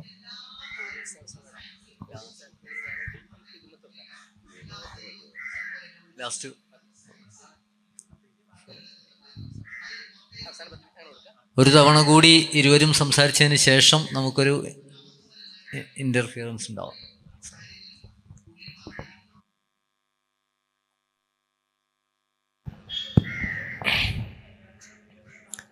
ഓക്കെ, വീണ്ടും തുടരാം. എനിക്ക് തോന്നുന്നു ഷരീഫ് സാർ പറഞ്ഞ ഒരു പോയിന്റിൽ നിന്ന് ഞാൻ തുടങ്ങാൻ ഉദ്ദേശിക്കുന്നു. നിങ്ങളുടെയൊക്കെ മനസ്സിലുണ്ടായിരിക്കും ഈ ചോദ്യം. അധ്യാപകരായ ഞങ്ങളും വിദ്യാർത്ഥികളായ നിങ്ങളൊക്കെ ചിലപ്പോൾ ചോദിക്കുന്നൊരു ചോദ്യം തന്നെയാണത്. എല്ലാ കാര്യങ്ങളും ചെയ്യാൻ നമുക്കിപ്പോൾ AI ഉണ്ട്. ഇന്നിപ്പോൾ ഈ പ്രോഗ്രാമിന് ഇവിടെ ഇരിക്കേണ്ടത് നിങ്ങൾ ആരെങ്കിലും ആണെങ്കിൽ നിങ്ങൾ ഒരു പേടിയും പേടിക്കേണ്ട. ഒരു 10 മിനിറ്റ് മുന്നേ ആ കമ്പ്യൂട്ടറിന് തുറന്നിട്ട് ChatGPTയിലോ ജെമിനിയിലോ ഈ ചോദ്യം കൊടുത്താൽ മതി. എനിക്ക് ഒരു സെഷൻസ് പങ്കെടുക്കേണ്ടതുണ്ട്, ആ സെഷൻ്റെ ടോപ്പിക്ക് ഇന്നതാണ്, ഞാൻ അതിലൊരു പാനൽ ഡിസ്കഷന് പോവുകയാണ്, ഞാൻ എന്ത് പറയണമെന്ന് പറഞ്ഞു തരൂ എന്ന് പറഞ്ഞാൽ വിത്തിൻ സെക്കൻഡ്സ് നിങ്ങൾക്ക് ഒരുപാട് പോയിൻറ്റ്സ് കിട്ടും. അതിൽ വേണ്ടത് നിങ്ങൾക്ക് എടുക്കാം, വേണ്ടാത്ത എടുക്കാതിരിക്കുകയും ചെയ്യാം. പക്ഷേ അതിവിടെ ഒന്ന് അവതരിപ്പിക്കണമെങ്കിൽ സ്വാഭാവികമായിട്ടും നിങ്ങൾക്ക് കുറച്ച് പ്രീ നോളജ് ഉണ്ടായിരിക്കണം, അല്ലാത്തൊരാൾക്ക് സാധ്യമാവില്ല. പക്ഷേ എന്നാൽ നമ്മുടെ ഉള്ളിലൊരു തോന്നലുണ്ടാവും, ഇങ്ങനെ എല്ലാ കാര്യങ്ങളും എനിക്കിങ്ങനെ പറഞ്ഞു തരുന്നുണ്ടെങ്കിൽ പിന്നെ ഞാൻ എന്താണ്, അല്ലെങ്കിൽ ഞാൻ എന്തിനാണ് ഇങ്ങനെയൊക്കെ കഷ്ടപ്പെട്ട് കുറേ കിതാബുകളും ബുക്കുകളും സിലബസും ഒക്കെ പഠിക്കേണ്ടതുണ്ടോ? അവിടെയാണ് ഷരീഫ് സാർ പറഞ്ഞ ഒരു പോയിന്റ്. ഈ AI ഇനിയും വളരും. സാർ പറഞ്ഞ എല്ലാ സ്റ്റേജും കടന്നു പോവും. അപ്പോഴും നമ്മളിവിടെ ഉണ്ടാവും. നമ്മൾ മീൻസ് നമ്മൾ മനുഷ്യന്മാരിവിടെ ഉണ്ടാവും. അന്നും എഡ്യൂക്കേഷൻ ഇവിടെ ഉണ്ടായിരിക്കും. അന്നത്തെ എഡ്യൂക്കേഷൻ്റെ വെല്ലുവിളി എൻ്റെ അണ്ടർസ്റ്റാൻഡിങ്ങിൽ വെല്ലുവിളി കൂടുകയാണ് ചെയ്യുക. യഥാർത്ഥത്തിൽ AI വന്നപ്പം നമുക്ക് ചലഞ്ച് കൂടുകയാണ് ചെയ്തിട്ടുള്ളത്. കാരണം നേരത്തെ വിദ്യാർത്ഥിക്ക് അധ്യാപകനെ വിശ്വസിക്കാമായിരുന്നു. അയാൾ നമ്മുടെ മുന്നിലിരിക്കുന്ന അധ്യാപകൻ അദ്ദേഹത്തിൻ്റെ അവൈലബിളായ നോളേജ് വെച്ച് അദ്ദേഹം പഠിച്ചതും വായിച്ചതൊക്കെ വെച്ചിട്ടാണ് കാര്യങ്ങൾ പറയുക. ബഹുഭൂരിഭാഗം ഫാക്ച്വലായിരിക്കും, വളരെ അപൂർവമൊക്കെ ചില മിസ്റ്റേക്കുകളൊക്കെ ഉണ്ടാവാം. പക്ഷേ എന്നാലും നമുക്കതിൻ്റെ സോഴ്സിനെ ട്രസ്റ്റ് ചെയ്യാം, വിശ്വസിക്കാം, റിലയബിളാണത്. എന്നാൽ AI പറയുന്ന ഒരുപാട് കാര്യങ്ങൾ നമ്മൾ വേണം അതിനെ അനലൈസ് ചെയ്യാൻ. ഏത് വേണം ഏത് വേണ്ട എന്നത്, എത്ര എടുക്കണം എത്ര എടുക്കണ്ട എന്നത്, ഇതാണോ എനിക്ക് വേണ്ടത് അതല്ല ഇതല്ലേ എനിക്ക് വേണ്ടത്, ഇങ്ങനെയുള്ള ചോദ്യങ്ങൾക്ക് ഉത്തരം കണ്ടെത്തണമെങ്കിൽ ഞാൻ AIൻ്റെ മുകളിൽ നിൽക്കണം. ചുരുക്കി പറഞ്ഞാൽ AI വന്നപ്പം ഞാൻ എന്ന വിദ്യാർത്ഥിക്ക് ഒരു പക്ഷത്ത് നിന്ന് എനിക്ക് തോന്നും ഭയങ്കര എളുപ്പമായല്ലോ കാര്യങ്ങളെന്ന് തോന്നുമെങ്കിലും യഥാർത്ഥത്തിൽ എനിക്ക് വെല്ലുവിളി കൂടുകയാണ് ചെയ്തത്. കാരണം ഞാൻ ഇനി AIയോടാണ് മത്സരിക്കേണ്ടത്. ഈ ചങ്ങായി പറയുന്ന എല്ലാ കാര്യങ്ങളും ഇതിൽ എത്ര ശരിയുണ്ട് എത്ര ശരിയില്ല, മുമ്പ് എനിക്ക് ആ വെല്ലുവിളി ഉണ്ടായിരുന്നില്ല. കാരണം എൻ്റെ മുന്നിലിരിക്കുന്ന അധ്യാപകൻ എനിക്ക് ട്രസ്റ്റ് ചെയ്യുന്ന ആളാണ്. അയാളുടെ ഒരു നോളേജിനെ കുറിച്ച് എനിക്കൊരു കോൺസെപ്റ്റ് ഉണ്ട്. അദ്ദേഹം പറയാൻ സാധ്യതയുള്ള ഒരു മേഖല നമുക്കറിയാം, മറ്റേ മേഖല മറ്റേ ആളോട് ചോദിക്കേണ്ടത് നമുക്കറിയാം. ഇപ്പോൾ അങ്ങനെയല്ല, എല്ലാത്തിനും ഉത്തരം പറയുന്നത് ഒരു AI ആണ്. ആ AI പറയുന്നതിൽ കുറേ ശരികളുണ്ട്, കുറേ എനിക്ക് വേണ്ടാത്തതുണ്ട്, കുറേ എനിക്ക് വേണ്ടതുണ്ട്, വേണ്ടത് തന്നെ ഇത് ഇങ്ങനെയായിരുന്നില്ല, ഇങ്ങനെ ഒരുപാട്. ഇത് AI-യുമായി വർക്ക് ചെയ്യുന്ന നിങ്ങൾക്കൊക്കെ ബോധ്യപ്പെട്ടിട്ടുണ്ടാവും. നിങ്ങൾ ചോദ്യം കൊടുക്കുകയും ഉത്തരം നിങ്ങൾ ഹാപ്പി അല്ലെങ്കിൽ നിങ്ങളിങ്ങനെ പറഞ്ഞാൽ മതി, this is not what I want. ഞാനൊരു പ്രാവശ്യം ഒരു 3 വർഷം മുന്നേ എനിക്കൊന്ന് AI വന്ന ഉടനെ വെറുതെ വയനാടിനെ കുറിച്ചൊരു കവിത വേണമെന്ന് പറഞ്ഞു. അപ്പോൾ എനിക്ക് മനോഹരമായൊരു കവിത കിട്ടി. അപ്പം ഞാൻ പറഞ്ഞു ഈ കവിത മഹാബോറാണ്, ഇതൊരു പഴയ കാലത്തെ പിന്നെ പ്രാസൊക്കെ ഒപ്പിച്ചുള്ള കവിതയാണല്ലോ, ഈ മോഡേൺ ആധുനിക ലോകത്ത് ഇങ്ങനെ. അപ്പോൾ ഇവൻ്റെ മറുപടി, you are right, I will give you another poem. എന്നിട്ട് എന്ത് ചെയ്തു, ആ വാക്കൊക്കെ തന്നെ തിരിച്ചങ്ങോട്ട് വന്നു, ആ പ്രാസം മാത്രം ഒഴിവാക്കിയിട്ട് വേറൊരു കവിത വന്നു. അപ്പം ഞാനെന്ന ഇംഗ്ലീഷ് സാഹിത്യ വിദ്യാർത്ഥിക്ക് ഈ 2 കവിതയും ഹാപ്പി അല്ല. പക്ഷെ ഞാനൊന്ന് ടെസ്റ്റ് അനലൈസ് ചെയ്യാൻ വേണ്ടി ചോദിച്ചതാണ്. ഞാൻ പറഞ്ഞു വരുന്നത്, ഇനിയുള്ള വിദ്യാർത്ഥികൾക്ക് AI വരുന്നത് കൊണ്ട് ഒരു ഭാഗത്ത് നമുക്ക് തോന്നും നമുക്ക് വളരെ എളുപ്പമായിട്ടുണ്ട് കാര്യങ്ങൾ. എന്നാൽ നമ്മുടെ വെല്ലുവിളി കൂടുകയാണ് ചെയ്യുക. കാരണം ക്രിട്ടിക്കൽ തിങ്കിങ്, സാറ് പറഞ്ഞ ക്രിട്ടിക്കൽ തിങ്കിങ്ങും അതുപോലെ ഇവാലുവേറ്റീവ് തിങ്കിങ്ങും അനലിറ്റിക്കൽ തിങ്കിങ്ങും വെല്ലുവിളി നിറഞ്ഞതായിരിക്കും. അല്ലെങ്കിൽ തിരിച്ചു പറഞ്ഞാൽ AI-യോടാണ് നമ്മൾ മത്സരിക്കുന്നത്. അതിൻ്റെ അർത്ഥം വിദ്യാഭ്യാസം കുറച്ചും കൂടെ കടുകട്ടിയായിരിക്കും, കുറച്ചും കൂടെ നേരത്തെ ഉള്ളതിനേക്കാൾ ആഴത്തിലായിരിക്കും പോവേണ്ടി വരിക, നേരത്തെ ഉള്ളതിനേക്കാൾ പരപ്പിലായിരിക്കും പോവേണ്ടി വരിക. എങ്കിലേ ഒരു AI സ്ലൈവ് അല്ലാതെ, അതിൻ്റെ അടിമയല്ലാതെ, അതിൻ്റെ മുകളിൽ നിൽക്കുന്ന അല്ലെങ്കിൽ അത് ഉള്ള കാലത്ത് ജീവിക്കുന്ന ഒരു വിദ്യാർത്ഥിയായിട്ട് അല്ലെങ്കിൽ എഡ്യൂക്കേഷനിസ്റ്റായിട്ട്, അധ്യാപകനായിട്ട്, സാധാ പൗരനായിട്ട് നമുക്ക് മുന്നോട്ട് പോകാൻ കഴിയുകയുള്ളൂ എന്നാണ് ഒന്ന് എനിക്ക് തോന്നുന്നത്. മറ്റൊന്ന്, നമ്മളിവിടെ ചർച്ച ചെയ്ത കാര്യത്തിൽ വന്ന ഒരു പൊതുകാര്യം, വിദ്യാഭ്യാസത്തിന് ഒരുപാട് മാനങ്ങളുണ്ട്. പ്ലാറ്റോ മുതൽക്കുള്ള നമ്മൾ അറിയപ്പെടുന്ന ചിന്തകന്മാരുടെ ഇസ്ലാമിക ഫിലോസഫിയിൽ അങ്ങനെ ഒരുപാട് ചർച്ചകൾ ഉണ്ടായിരിക്കും. അല്ലാതെ ഭൗതിക ചർച്ചകളിലും പ്ലാറ്റോ മുതൽക്കുള്ള ഒരുപാട് ചിന്തകൾ നമ്മൾ കേട്ടിട്ടുണ്ട്. ഇതിൽ സ്ഥിരമായി നമ്മൾ മെൻഷൻ ചെയ്യുന്ന കുറച്ച് ഫിലോസഫികൾ നമ്മൾ എപ്പോഴും കേൾക്കാറുണ്ട്. ഐഡിയലിസം വലിയ വരാറുണ്ട്, പ്ലാറ്റോയുടെയാണത്. എല്ലാം ഒരു ഐഡിയൽ പെർസ്പെക്റ്റീവ് എന്ന് കണ്ടുകൊണ്ട്. അരിസ്റ്റോട്ടിൻ്റെ പ്രാഗ്മാറ്റിക്സ് നമ്മൾ കാണാറുണ്ട്. പ്രോഗ്രസീവിസം ചർച്ച ചെയ്യാറുണ്ട്. കുറച്ചും കൂടെ ആധുനിക ലോകത്ത് വന്നാൽ നമ്മൾ എക്സിസ്റ്റൻഷ്യലിസം ബേസ് ചെയ്തുകൊണ്ടുള്ള ഒരു അസ്തിത്വവാദം മനസ്സിൽ കണ്ടുകൊണ്ടുള്ള ചിന്തയും അത് ഫിലോസഫിയും അത് എഡ്യൂക്കേഷൻ ബാധിക്കുന്ന രൂപത്തിൽ കാണാറുണ്ട്. പ്രാഗ്മാറ്റിസം കാണാറുണ്ട്. വിവിധ സംസ്കാരങ്ങൾ, വിവിധ രാജ്യങ്ങൾ ഇതിലെ ചില ഭാഗത്തിന് ഊന്നൽ കൊടുക്കുകയും മറുഭാഗത്തെ വേണ്ടത്ര ഊന്നൽ കൊടുക്കാതിരിക്കുകയും ചെയ്യുന്ന വിദ്യാഭ്യാസ സംവിധാനമാണ് എൻ്റെ അവലോകനത്തിൽ അല്ലെങ്കിൽ എൻ്റെ ഒരു കാഴ്ചപ്പാടിൽ ഇന്ത്യ അടക്കമുള്ള വിവിധ രാജ്യങ്ങൾ ഉണ്ടായിട്ടുള്ളത്. അതിൻ്റെ ഒരു ദോഷം എന്ന് പറഞ്ഞാൽ ഇതെല്ലാം വേണ്ടതാണ്. ഐഡിയലിസം വേണ്ടതാണ്, പ്രാഗ്മാറ്റിസം വേണ്ടതാണ്, എസെൻഷ്യലിസം വേണ്ടതാണ്, കോർ സിലബസ് വേണ്ടതാണ്, ഈ പറഞ്ഞ എല്ലാ സാധനം എക്സ്പീരിയൻഷ്യൽ ലേണിംഗ് വേണ്ടതാണ്. പക്ഷേ ചില കാലഘട്ടത്തിൽ ചില സിലബസ്, ചില ഗവൺമെൻറ്, ചില ഇന്നോവേഷൻ വരുമ്പം ചില ഭാഗത്തേക്ക് കനം കൂടുകയും ചില ഭാഗത്ത് കനം കുറയുകയും ചെയ്യും. അങ്ങനെ കനം കുറയുമ്പം വിദ്യാർത്ഥിയുടെ വളർച്ച ചില ഭാഗത്ത് മുഴച്ചിരിക്കും, ചില ഭാഗത്ത് മെലിഞ്ഞിരിക്കും. ഇതാണ് ഒരു നാടൻ ഭാഷയിൽ പറഞ്ഞാൽ ഇന്ത്യ അടക്കമുള്ള രാജ്യങ്ങളുടെ നമ്മുടെ വിദ്യാഭ്യാസ സംവിധാനത്തിൻ്റെ കുഴപ്പമായിട്ട് എനിക്ക് തോന്നിയിട്ടുള്ളത്. അതുകൊണ്ടാണ് നേരത്തെ സാറ് പറഞ്ഞ പോലെ വലിയ വിവരമുള്ള ആളുകൾ, നമ്മുടെ നാടൻ ഭാഷയിൽ പറഞ്ഞ വിവരമുള്ള ആളുകൾ, പക്ഷേ അവരിൽ നിന്ന് കാണുന്ന പ്രവൃത്തികൾ വളരെ മോശപ്പെട്ടതാവുക. ഗുജറാത്ത് കലാപ സമയത്ത് പത്രങ്ങൾ എഴുതിയ വളരെ അത്ഭുതത്തോടെ എഴുതിയൊരു സംഭവം ഉണ്ടായിരുന്നു. കലാപത്തിന് മുന്നിട്ട് നിന്ന് ആളുകളെ കൊല്ലാനും കുത്താനും തീ വെക്കാനൊക്കെ മുന്നിൽ നിന്ന് പല ആളുകളും സർക്കാർ സർവീസിലും അല്ലാതെയൊക്കെയുള്ള വലിയ പൊസിഷനുള്ള ആളുകളായിരുന്നു. നല്ല വിദ്യാഭ്യാസം കിട്ടിയ നാടന്മാരല്ല, നല്ല വിദ്യാഭ്യാസം കിട്ടിയ ആളുകളായിരുന്നു. ശൂലെടുത്തിട്ടും കത്തിയെടുത്തിട്ടും കുത്താനും കൊല്ലാനൊക്കെ പോയിരുന്നു. അപ്പോൾ ഈ വിദ്യാഭ്യാസം കൊണ്ട് ഈ ആളുകൾക്ക് ഒരു ഉപകാരവും ഉണ്ടായിട്ടില്ല എന്നാണ് നമ്മളെപ്പോലത്തെ ആൾ മനസ്സിലാക്കേണ്ടത്. പക്ഷേ ആധുനിക രീതി ചോദിച്ചാൽ അയാൾക്ക് വിദ്യാഭ്യാസം ഉണ്ട്, അയാൾക്ക് ഡിഗ്രി ഉണ്ട്, അയാൾക്ക് PhD ഉണ്ട്, സർട്ടിഫിക്കറ്റ് ഉണ്ട്, അയാൾക്ക് അത് വെച്ച് ജോലിയും കിട്ടിയിട്ടുണ്ട്, അയാൾക്ക് സമൂഹത്തിൽ വിലയുണ്ട്, എല്ലാം ഉണ്ട്. പക്ഷേ അതാണോ വിദ്യാഭ്യാസം എന്നതാണ് നമ്മളെപ്പോലത്തെ നാടന്മാരുടെ ഉള്ളിലുള്ള ചോദ്യം. ഈ ചോദ്യം ഇങ്ങനെ വരാനുള്ള കാരണം നേരത്തെ പറഞ്ഞ എല്ലാ ഭാഗത്തിനും വിദ്യാഭ്യാസം ഉണ്ടാവുമ്പം എനിക്ക് തോന്നുന്നു വിവേകാനന്ദൻ്റെ കോട്ടാൻ തോന്നുന്നു, നമ്മൾ ഓൾറൗണ്ട് ഡെവലപ്മെൻറ്റ് എന്നൊരു സാധനം പറയാറുണ്ട്. അതങ്ങനെ പറഞ്ഞു പോവാറുള്ളൂ. പക്ഷേ മനുഷ്യൻ്റെ നിഖില മേഖലകളിലും അദ്ദേഹത്തെ സമൂഹത്തിൽ ജീവിക്കാൻ ഉതകുന്ന, അല്ലെങ്കിൽ മറ്റൊരു ഭാഷയിൽ പറഞ്ഞാൽ ഞാൻ ജനിച്ച ലോകം എനിക്ക് കിട്ടിയതാണ്. ഞാൻ ഇവിടുന്ന് പോകുമ്പം ആ ലോകം ഞാൻ ഇവിടെ ഉപേക്ഷിച്ച് പോവുകയാണ്. ബെർനാഡ് ഷോ ഒരിക്കൽ പറഞ്ഞിട്ടുണ്ട്, നിങ്ങൾ വന്ന ലോകം, നിങ്ങൾക്ക് കിട്ടിയ ലോകം, നിങ്ങൾ തിരിച്ചു പോകുമ്പം അത് ഒരിത്തിരിയെങ്കിലും നന്നാക്കി കൊടുത്തിട്ടേ പോകാവൂ. അങ്ങനെ നന്നാക്കി കൊടുക്കണമെങ്കിൽ നമ്മളിലൊരു നന്മയുണ്ടാവണം, നമ്മൾ അങ്ങനെ പറ്റുന്ന ആളാവണം. അങ്ങനെ പറ്റണമെങ്കിൽ നമ്മൾക്ക് കിട്ടിയ വിദ്യാഭ്യാസം അതായിരിക്കണം. പക്ഷേ നിർഭാഗ്യവശാൽ പലപ്പോഴും നമ്മൾ കടന്നു പോകുന്ന ഇന്ത്യ രാജ്യത്തടക്കമുള്ള വിദ്യാഭ്യാസ സംവിധാനം അങ്ങനെ പലപ്പോഴും നമ്മളെ മെച്ചപ്പെടുത്തിയിട്ടില്ല. അങ്ങനെ മെച്ചപ്പെടുത്താത്തത് കൊണ്ടാണ് വളരെ ഉന്നത വിദ്യാഭ്യാസമുള്ള ആളുകൾ ക്രിമിനലുകളാകുന്നത്, ഉന്നത വിദ്യാഭ്യാസം ഉള്ള ആളുകൾ വീട്ടിൽ ഭാര്യയെ അടിക്കുന്നത്, കൊല്ലുന്നത്, വളരെ മോശപ്പെട്ട, ഒരിക്കലും സാംസ്കാരിക സമ്പന്നരായ ആളുകൾ ചെയ്യില്ല എന്ന് വിചാരിക്കുന്ന നൂറുകണക്കിന് തെറ്റുകൾ, കാര്യങ്ങൾ ചെയ്യുന്നത്. കാരണം ആ വിദ്യാഭ്യാസം അവരെ ഒരു ഭാഗമേ വളർച്ച കൊടുത്തുള്ളൂ, മറുഭാഗം ആ മനുഷ്യൻ്റെ എല്ലാ മേഖലകളെയും വളർച്ചക്കുതകുന്ന രീതിയിൽ ഇവരുടെ കരിക്കുലം, ഇവരുടെ സിലബസ്, ഇവരുടെ പഠന രീതി, ഇവരുടെ വിദ്യാഭ്യാസ സമ്പ്രദായം ആക്കിയില്ല എന്നതിൻ്റെ കുഴപ്പമാണ് നമ്മളൊക്കെ, അതിൻ്റെ ഫലങ്ങളാണ് നമ്മുടെ നാട്ടിൽ തിരിച്ചു കാണുന്നത്. അപ്പോൾ ഒരു എഡ്യൂക്കേഷൻ ഫിലോസഫി എന്താവണം എന്ന് ചോദിച്ചാൽ നമുക്കൊരു സിംഗിൾ ആൻസർ പറയുകയാണെങ്കിൽ ഇങ്ങനെ പറയാൻ പറ്റുള്ളൂ.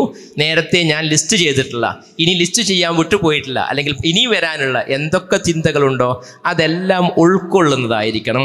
അൾട്ടിമേറ്റ്ലി ആ വിദ്യാഭ്യാസത്തിലൂടെ കടന്നുപോയ മനുഷ്യൻ, അയാൾ നല്ല ജോലിക്ക് പ്രാപ്തനായിരിക്കണം, അയാൾ മനുഷ്യന്മാരോട് മാന്യമായി പെരുമാറാൻ പറ്റായിരിക്കണം, അയാൾക്ക് നല്ല വിവരം ഉണ്ടായിരിക്കണം, അയാൾക്ക് ചിന്തിക്കാനുള്ള കപ്പാസിറ്റി ഉണ്ടായിരിക്കണം, അയാൾ ജീവിക്കുന്ന ലോകത്തെക്കുറിച്ച് അയാൾക്ക് കാഴ്ചപ്പാടുണ്ടാവണം, ഈ ലോകം മുമ്പ് എന്തായിരുന്നു എന്നതിനെക്കുറിച്ച് അയാൾക്ക് കാഴ്ചപ്പാടുണ്ടായിരിക്കണം, ഈ ലോകം എന്തായിരിക്കണം എന്നതിനെക്കുറിച്ച് അയാൾക്ക് കാഴ്ചപ്പാടുണ്ടായിരിക്കണം. എന്ന് പറഞ്ഞാൽ അയാൾക്ക് നല്ലൊരു ചിന്തകനാവാൻ കഴിയണം, അയാൾക്ക് മനുഷ്യന്മാരുടെ കൂടെ ജീവിക്കാൻ കഴിയണം, അയാൾ ജീവിക്കുന്ന സമൂഹത്തിലെ നൈതികതയും മൂല്യങ്ങളും അയാൾക്ക് മനസ്സിലാവണം, അതിനോട് അയാൾ റെസ്പോണ്ട് ചെയ്യാൻ കഴിയണം. അങ്ങനെ 60, 70, 80 വർഷം ജീവിച്ചു പോയാൽ ആ മനുഷ്യൻ ഇവിടെ ഒരു അടയാളപ്പെടുത്തൽ നടത്തുകയും അയാൾ ഉപേക്ഷിച്ചു പോയ ഭൂമി അയാൾക്ക് കിട്ടിയ ഭൂമിയേക്കാൾ ഒരു പോയിന്റെങ്കിലും മെച്ചപ്പെടുത്തിയിട്ടാണ് അയാൾ പോയത് എന്ന് പറയാൻ ഉതകുന്ന രീതിയിൽ അയാളെ പ്രാപ്തനാക്കുമെങ്കിൽ അത് നമുക്ക് പറയാം അതൊരു നല്ല എഡ്യൂക്കേഷനാണെന്ന്. ഇതാണ് എനിക്ക് അതിനെക്കുറിച്ച് തോന്നിയിട്ടുള്ളൊരു കാഴ്ചപ്പാട്. Thank you. നമ്മളുടെ ഈ ക്ലാസ് തുടങ്ങുന്ന സമയത്ത് തന്നെ നമ്മൾ എത്തിയിരിക്കുന്ന, നേരെ ഷൗക്കത്ത് ബുഖാരി തുടങ്ങിയിരുന്ന ഒരു കാര്യം ഇതായിരുന്നു, നമ്മളുടെ വാല്യൂസിലേക്ക് നമ്മൾ എത്തുന്നില്ല എന്നുള്ള ഒരു കാഴ്ചപ്പാട്. ലത്തീഫ് സാറും അതിൻ്റെ ഒരു തുടർച്ചയായിട്ട് തന്നെയാണ് സംസാരിച്ചത്. നമ്മളിവിടെ പഠിക്കുന്നത് എന്തിനാണ് എന്ന് ചോദിച്ചാൽ, ജീവിക്കാൻ വേണ്ടിയിട്ടാണോ പരീക്ഷ എഴുതാൻ വേണ്ടിയിട്ടാണോ എന്നൊരു കുട്ടിയോട് ചോദിച്ചാൽ കുട്ടിയുടെ മറുപടി തീർച്ചയായും എന്തായിരിക്കും? നിങ്ങൾക്ക് എന്താ തോന്നുന്നത്? പരീക്ഷ എഴുതാൻ വേണ്ടിയിട്ടാണെന്ന്. അതുകൊണ്ട് നമ്മൾ പഠിച്ചത് മുഴുവനും പരീക്ഷയ്ക്ക് വേണ്ടിയിട്ടാണ്. ജീവിതവുമായി അതിന് പലപ്പോഴും യാതൊരു ബന്ധവുമില്ല. മാത്രവുമല്ല, അധ്യാപകർ പഠിപ്പിക്കുന്നത്, ഒരു വിദ്യാലയത്തെ നമ്മൾ വിലയിരുത്തുന്നത് ഏതടിസ്ഥാനത്തിലാണ്? അവിടുത്തെ റിസൾട്ട് നോക്കിയിട്ട്. അവിടുത്തെ റിസൾട്ട് എന്ന് പറഞ്ഞാൽ ഏതിൻ്റെ റിസൾട്ടാണ്? പരീക്ഷയുടെ റിസൾട്ട്. എത്ര പേർക്ക് A+ കിട്ടി, എത്ര പേർക്ക് LSS പാസ്സായി, എത്ര പേർക്ക് USS പാസ്സായി. നമ്മളൊരു സ്കൂളിൻ്റെ ബോർഡിൽ 15 പേർക്ക് A+ എന്ന് എഴുതി വെക്കുമ്പോൾ അവിടെ 100 കുട്ടികളുണ്ട് എങ്കിൽ അവിടെ ആ 15 കുട്ടികൾക്ക് A+ എന്ന് എഴുതി വെക്കുമ്പോൾ ആ എഴുത്തിൻ്റെ ഒരു അർത്ഥം എന്താണെന്ന് അറിയോ? 100 കുട്ടികളുടെ സ്ഥലത്ത് 15 A+ എന്ന് പറഞ്ഞാൽ 85 പേർക്ക് A+ കിട്ടിയിട്ടില്ല എന്നുകൂടിയാണ്. അവിടെ നമ്മൾ പരീക്ഷാ കേന്ദ്രീകൃതമായ ഒരു ലോകമാണ് നമ്മളുടെ വിദ്യാഭ്യാസത്തെ സെറ്റ് ചെയ്തിരിക്കുന്നത്. അതുകൊണ്ട് നമ്മൾ പരീക്ഷയ്ക്ക് ഉത്തരം എഴുതാൻ പഠിക്കുക. ഗാന്ധിജി ആര് എന്ന് ചോദിച്ചാൽ രാഷ്ട്രപിതാവ്, ഒരു മാർക്ക്. അപ്പൊ ഗാന്ധിജി നമുക്ക് ആരാണ്? ഒരു മാർക്കാണ്. അല്ലാതെ ഗാന്ധിജി നമ്മളുടെ ജീവിതത്തെ മാറ്റിയ ആളല്ല, നമ്മളുടെ രാഷ്ട്രത്തെ നിർമ്മിച്ച ആളല്ല, രാഷ്ട്രത്തിന് വേണ്ടി പ്രവർത്തിച്ച ആളല്ല. നവാഖലിയിൽ രാത്രിയിൽ ജനങ്ങൾ വേർതിരിക്കുമ്പോൾ വടിയും കുത്തി അസുഖമാണ് ഡോക്ടർമാർ ഒരിക്കലും പോവരുതെന്ന് പറഞ്ഞപ്പോൾ ഇറങ്ങിപ്പോയ ആളല്ല. കാരണം ആകെ ടീച്ചർ പഠിപ്പിച്ചത് ഇത് ഇമ്പോർട്ടൻ്റ് ആണ്, ഇത് പരീക്ഷയ്ക്ക് ചോദിക്കും, ഇത് അതുകൊണ്ട് നിങ്ങൾ രാഷ്ട്രപിതാവാണെന്ന് പഠിക്കണം, അല്ലാതെ ഗാന്ധിജി എന്ത് ചെയ്തു എന്ന് നമ്മൾ പഠിക്കേണ്ടതില്ല. ഇതാണ് നമ്മളുടെ വിദ്യാഭ്യാസം. പലിശയെക്കുറിച്ച് എല്ലാ ക്ലാസ്സിലും പഠിപ്പിക്കും. പലിശ കണക്ക് കൂട്ടുന്നതിലെ വാർഷിക പലിശ എങ്ങനെയാണ്, മാസപ്പലിശ എങ്ങനെയാണ്, ദിവസപ്പലിശ എങ്ങനെയാണ് എന്ന് പഠിക്കാതെ ഒരു കുട്ടിയും 10ാം ക്ലാസ് പാസ്സായി ഉണ്ടാവില്ല. പക്ഷെ ആ കുട്ടി 10ാം ക്ലാസ്സിൽ ഏറ്റവും കൂടുതൽ റിസൾട്ട് വരുന്ന കേരളത്തിൽ തന്നെയാണ്. 3% പലിശ എന്ന് കാണുമ്പോൾ മണപ്പുറം ഫിനാൻസിലേക്ക് നമ്മൾ ഓടിപ്പോകുന്നത്. 3% പലിശ എന്ന് പറയുന്നത് ഒരു മാസത്തേക്കാണ് എന്നും അതിനെ 12 കൊണ്ട് ഗുണിക്കുമ്പോൾ 36% പലിശയാണ് ഞാൻ കൊടുക്കുന്നത് എന്ന് മാത്തമാറ്റിക്സ് പഠിച്ച ഒരു കുട്ടിക്കും തിരിയുന്നേ ഇല്ല. കാരണം പലിശ എങ്ങനെയാണ് നമ്മുടെ സമൂഹത്തെ ബാധിക്കുന്നത് എന്ന് ക്ലാസ്സിൽ പറഞ്ഞിട്ടുണ്ടാവില്ല.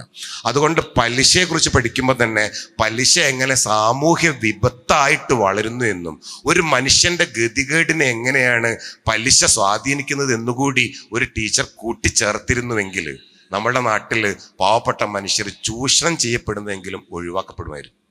എന്തിന് പഠിക്കുന്നു എന്ന ചോദ്യത്തിന് നമ്മൾ എപ്പോഴും പറയുന്ന ഉത്തരം തന്നെ അവനവന് വേണ്ടി പഠിക്കണം എന്നാണ്. അവനവന് വേണ്ടി പഠിക്കുക എന്ന് പറഞ്ഞാൽ അവനവൻ്റെ ജീവിത സാഹചര്യം നന്നാക്കാൻ പഠിക്കുക. ഞങ്ങളൊക്കെ പഠിക്കുന്ന കാലത്ത് ടീച്ചേഴ്സ് പറയുന്ന കാര്യമാണ്, നിങ്ങൾ പഠിച്ച് വലിയ ജോലി വാങ്ങണം, എന്നിട്ട് നല്ല ഭാര്യയെ കണ്ടെത്തണം, നല്ല വീടുണ്ടാക്കണം, നല്ല വാഹനം വാങ്ങണം. അതുകൊണ്ട് ഞങ്ങൾ പഠിച്ചത് സ്വാർത്ഥരാവാനാണ്. അതുകൊണ്ടാണ് ഞങ്ങളുടെ തലമുറ കൈക്കൂലിക്കാരാണ്. കാരണം ഞങ്ങൾ നന്നായാൽ മതി, ഞങ്ങൾ നന്നാവാനുള്ള വാല്യൂ ആണ് ഞങ്ങൾ പഠിപ്പിച്ച്. അതിന് പകരം നീ പഠിച്ചിട്ട് സമൂഹത്തിനൊരു ഗുണമുണ്ടാവണം മോനെ, നീ പഠിച്ച് ഡോക്ടറായിട്ട് പാവപ്പെട്ട മനുഷ്യരെ ചികിത്സിക്കണം മോനെ, നീ പഠിച്ച് കലക്ടറായിട്ട് പാവപ്പെട്ട മനുഷ്യരെ സ്വീകരിക്കണം എന്ന വാല്യൂ ഏതെങ്കിലും ക്ലാസ് റൂമിൽ നമ്മൾ പറഞ്ഞിട്ടുണ്ടോ? പകരം മുഴുവൻ നമ്മളോട് പറഞ്ഞത് പരീക്ഷയ്ക്ക് മാർക്കില്ലെങ്കിൽ അങ്ങനെയാണ്, പരീക്ഷയ്ക്ക് മാർക്ക് കിട്ടില്ല നിങ്ങളുടെ ജീവിതം അങ്ങനെയാണ്, അതുകൊണ്ട് നമ്മൾ പരീക്ഷയ്ക്ക് മാർക്ക് വാങ്ങി ജീവിക്കാൻ പഠിക്കാൻ മറന്നുപോയി. പകരം ജീവിതമായിരുന്നു പഠിപ്പിക്കുന്നത് എങ്കിൽ തീർച്ചയായും മാറ്റം വരുമായിരുന്നു. ഈ മാറ്റം ഉണ്ടാവണമെങ്കിൽ അധ്യാപകരുടെ കാഴ്ചപ്പാടിലാണ് മാറ്റം വരേണ്ടത്. അതുകൊണ്ട് ഫിലോസഫിയുടെ അടിസ്ഥാനം ഉണ്ടാവേണ്ടത് അധ്യാപകരുടെ തിരിച്ചറിവിലാണ് എന്ന് എനിക്ക് തോന്നുന്നത്. ഈ അടുത്ത കാലത്ത് വാല്യൂസിനെ കുറിച്ച് പറയുന്ന സമയത്ത് നേരത്തെ ഷൗക്കത്ത് ബുഖാരി പറഞ്ഞൊരു വലിയ കാര്യം അതാണ്. നമ്മളിപ്പോൾ ഭീകരമായ വാല്യൂസ് ഇല്ലാത്ത, അല്ലെങ്കിൽ ഒരു വാല്യൂവിന് അത് വിലമതിക്കാത്ത ഒരു ലോകത്തേക്ക് മാറി. അതിൻ്റെ ഏറ്റവും വലിയ തെളിവാണ് ലഹരി ഇത്രയേറെ വ്യാപകമായത്. സാക്ഷരത ഇത്രയും സജീവമായ സ്ഥലത്ത് ലഹരിക്ക് ഉപയോഗിച്ചതിൻ്റെ പേരിൽ പിടിക്കപ്പെടുന്നവരോ ലഹരി ഉപയോഗിക്കുന്നവരുടെ ലിസ്റ്റോ നോക്കിയാൽ അതിൽ ഡോക്ടർമാരുണ്ട്, സാംസ്കാരിക നായകരുണ്ട്, സിനിമ സംവിധായകരുണ്ട്, എഞ്ചിനീയർമാരുണ്ട്, വലിയ അധ്യാപകരുണ്ട്. അത്രയും വിദ്യാസമ്പന്നർ പോലും ഇതിൽ വരുന്നു. അവിടെ എന്താണ് പ്രശ്നം എന്ന് ചോദിച്ചാൽ വിദ്യാഭ്യാസം അടിസ്ഥാനപരമായി മനുഷ്യന് നൽകേണ്ട കാര്യങ്ങൾ നൽകാത്ത രീതിയിലേക്ക് മാറിപ്പോയി എന്ന് ആലോചിക്കേണ്ടി വരും. ഈ ലഹരിയുടെ അഡിക്ഷനെ കുറിച്ചൊരു പഠനം നടത്താൻ വേണ്ടി ഒരു എലിയിൽ ആയിരുന്നു ആദ്യം അഡിക്ഷൻ ഉണ്ടോ എന്ന് പരിശോധിച്ചിരുന്നത്. എലിയെ ഒരു കൂട്ടിലിട്ടു, എന്നിട്ട് എലിക്ക് പച്ചവെള്ളവും കൊടുത്തു, മെറ്റഫിൻ എന്ന് പറയുന്ന ഒരു ലഹരി പദാർത്ഥം കലർത്തിയ വെള്ളവും വെച്ചെടുത്തു. അപ്പോൾ ആദ്യം പച്ചവെള്ളമാണ് എലി കുടിച്ചത്. അത് കഴിഞ്ഞ് രണ്ടാമത് ഈ ലഹരി കലർത്തിയ ഇത് കുടിച്ചു. അത് കുടിച്ചപ്പം എലിക്ക് ഒരു ഭയങ്കര സന്തോഷമുണ്ടായി. എലി പിന്നെ പച്ചവെള്ളം തീരെ കുടിക്കാതായി, ലഹരി കലർത്തിയ വെള്ളം മാത്രം കുടിച്ചു. നിരന്തരം കുടിച്ച എലി ചത്തുപോയി. അപ്പോൾ അതിൻ്റെ ഒരു പഠനം പുറത്തു വന്നു. നിരന്തരമായി ഉപയോഗിക്കുന്ന ലഹരിയാണ് അഡിക്ഷന് കാരണമാകുന്നത്. അഡിക്ഷൻ ഉണ്ടാവാൻ നമ്മൾ വീണ്ടും വീണ്ടും ഉപയോഗിച്ചാൽ അഡിക്റ്റ് ആവും. ഒരു തവണ ആനന്ദം കിട്ടുമ്പോൾ അത് ആവർത്തിക്കാനുള്ള മോഹം വരും, ആവർത്തിക്കാൻ നമ്മൾ അഡിക്റ്റ് ആവും, അഡിക്റ്റ് ആയവർ മരിച്ചു പോകും. ഇതായിരുന്നു ആ പഠനം മുമ്പോട്ട് വെച്ചു. ഈ സമയത്ത് ഒരു സൈക്കോളജിസ്റ്റ്, ഇതിന്റെ പേര് പെട്ടെന്ന് എനിക്ക് ഓർമ്മ വരുന്നില്ല, അദ്ദേഹം പറഞ്ഞു, കൂട്ടിലിട്ട എലിയിലല്ല ഈ പരീക്ഷണം നടത്തേണ്ടത്, സാമൂഹ്യമായി ഇടപഴകാൻ പറ്റിയ എലിയിൽ ഒരു പരീക്ഷണം നടത്തി നോക്കും, അപ്പോഴെന്താണ് ചെയ്യുക. എന്നിട്ട് അദ്ദേഹം ആ പരീക്ഷണത്തിന് വേണ്ടിയിട്ടൊരു സൗകര്യം ഒരുക്കി. നല്ല ഒരു ഗാർഡൻ ഉണ്ടാക്കി. ആ ഗാർഡനിൽ എലികൾക്ക് കളിക്കാനുള്ളതായിരിക്കുന്ന മാളങ്ങൾ സൃഷ്ടിച്ചു. എലികൾക്ക് കൂട്ടുകാരുണ്ടാവുമെന്ന് ഉറപ്പുവരുത്താൻ ധാരാളം എലികളെ കൊണ്ടുവന്നു. നല്ല ഭക്ഷണം അവിടെ നിന്ന് കൊടുത്തു. നല്ല സന്തോഷം കിട്ടാനുള്ളതായിരിക്കുന്ന കളിപ്പാട്ടങ്ങളടക്കം ആ ഗാർഡനിൽ ഒരുക്കി. മനോഹരമായി ഓടി നടക്കാനുള്ള ധാരാളം സ്ഥലങ്ങൾ ഉണ്ടായി.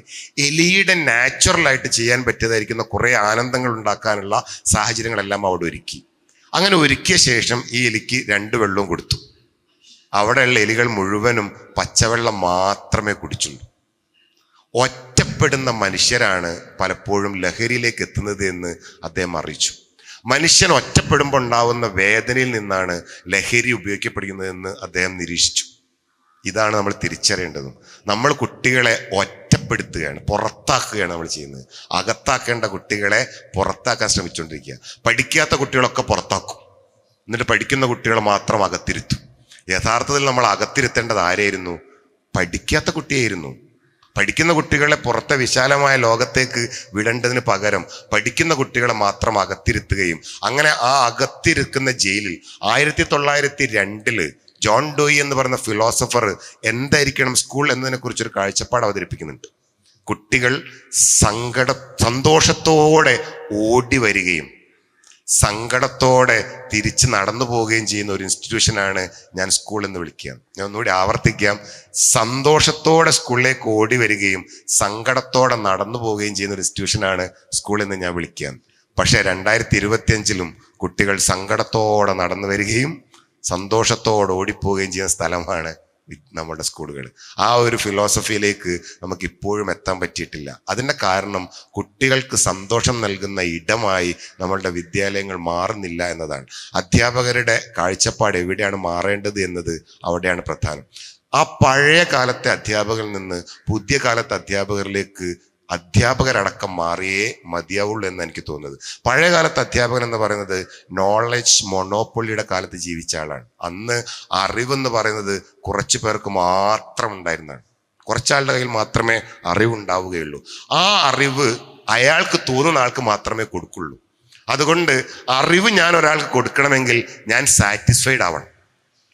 എനിക്ക് എല്ലാ കാര്യങ്ങളും എന്നെ സംതൃപ്തിപ്പെടുത്തണം. അതുകൊണ്ട് അന്നത്തെ വിദ്യാഭ്യാസ രീതി തന്നെ ഗുരുകുലങ്ങളായിരുന്നു.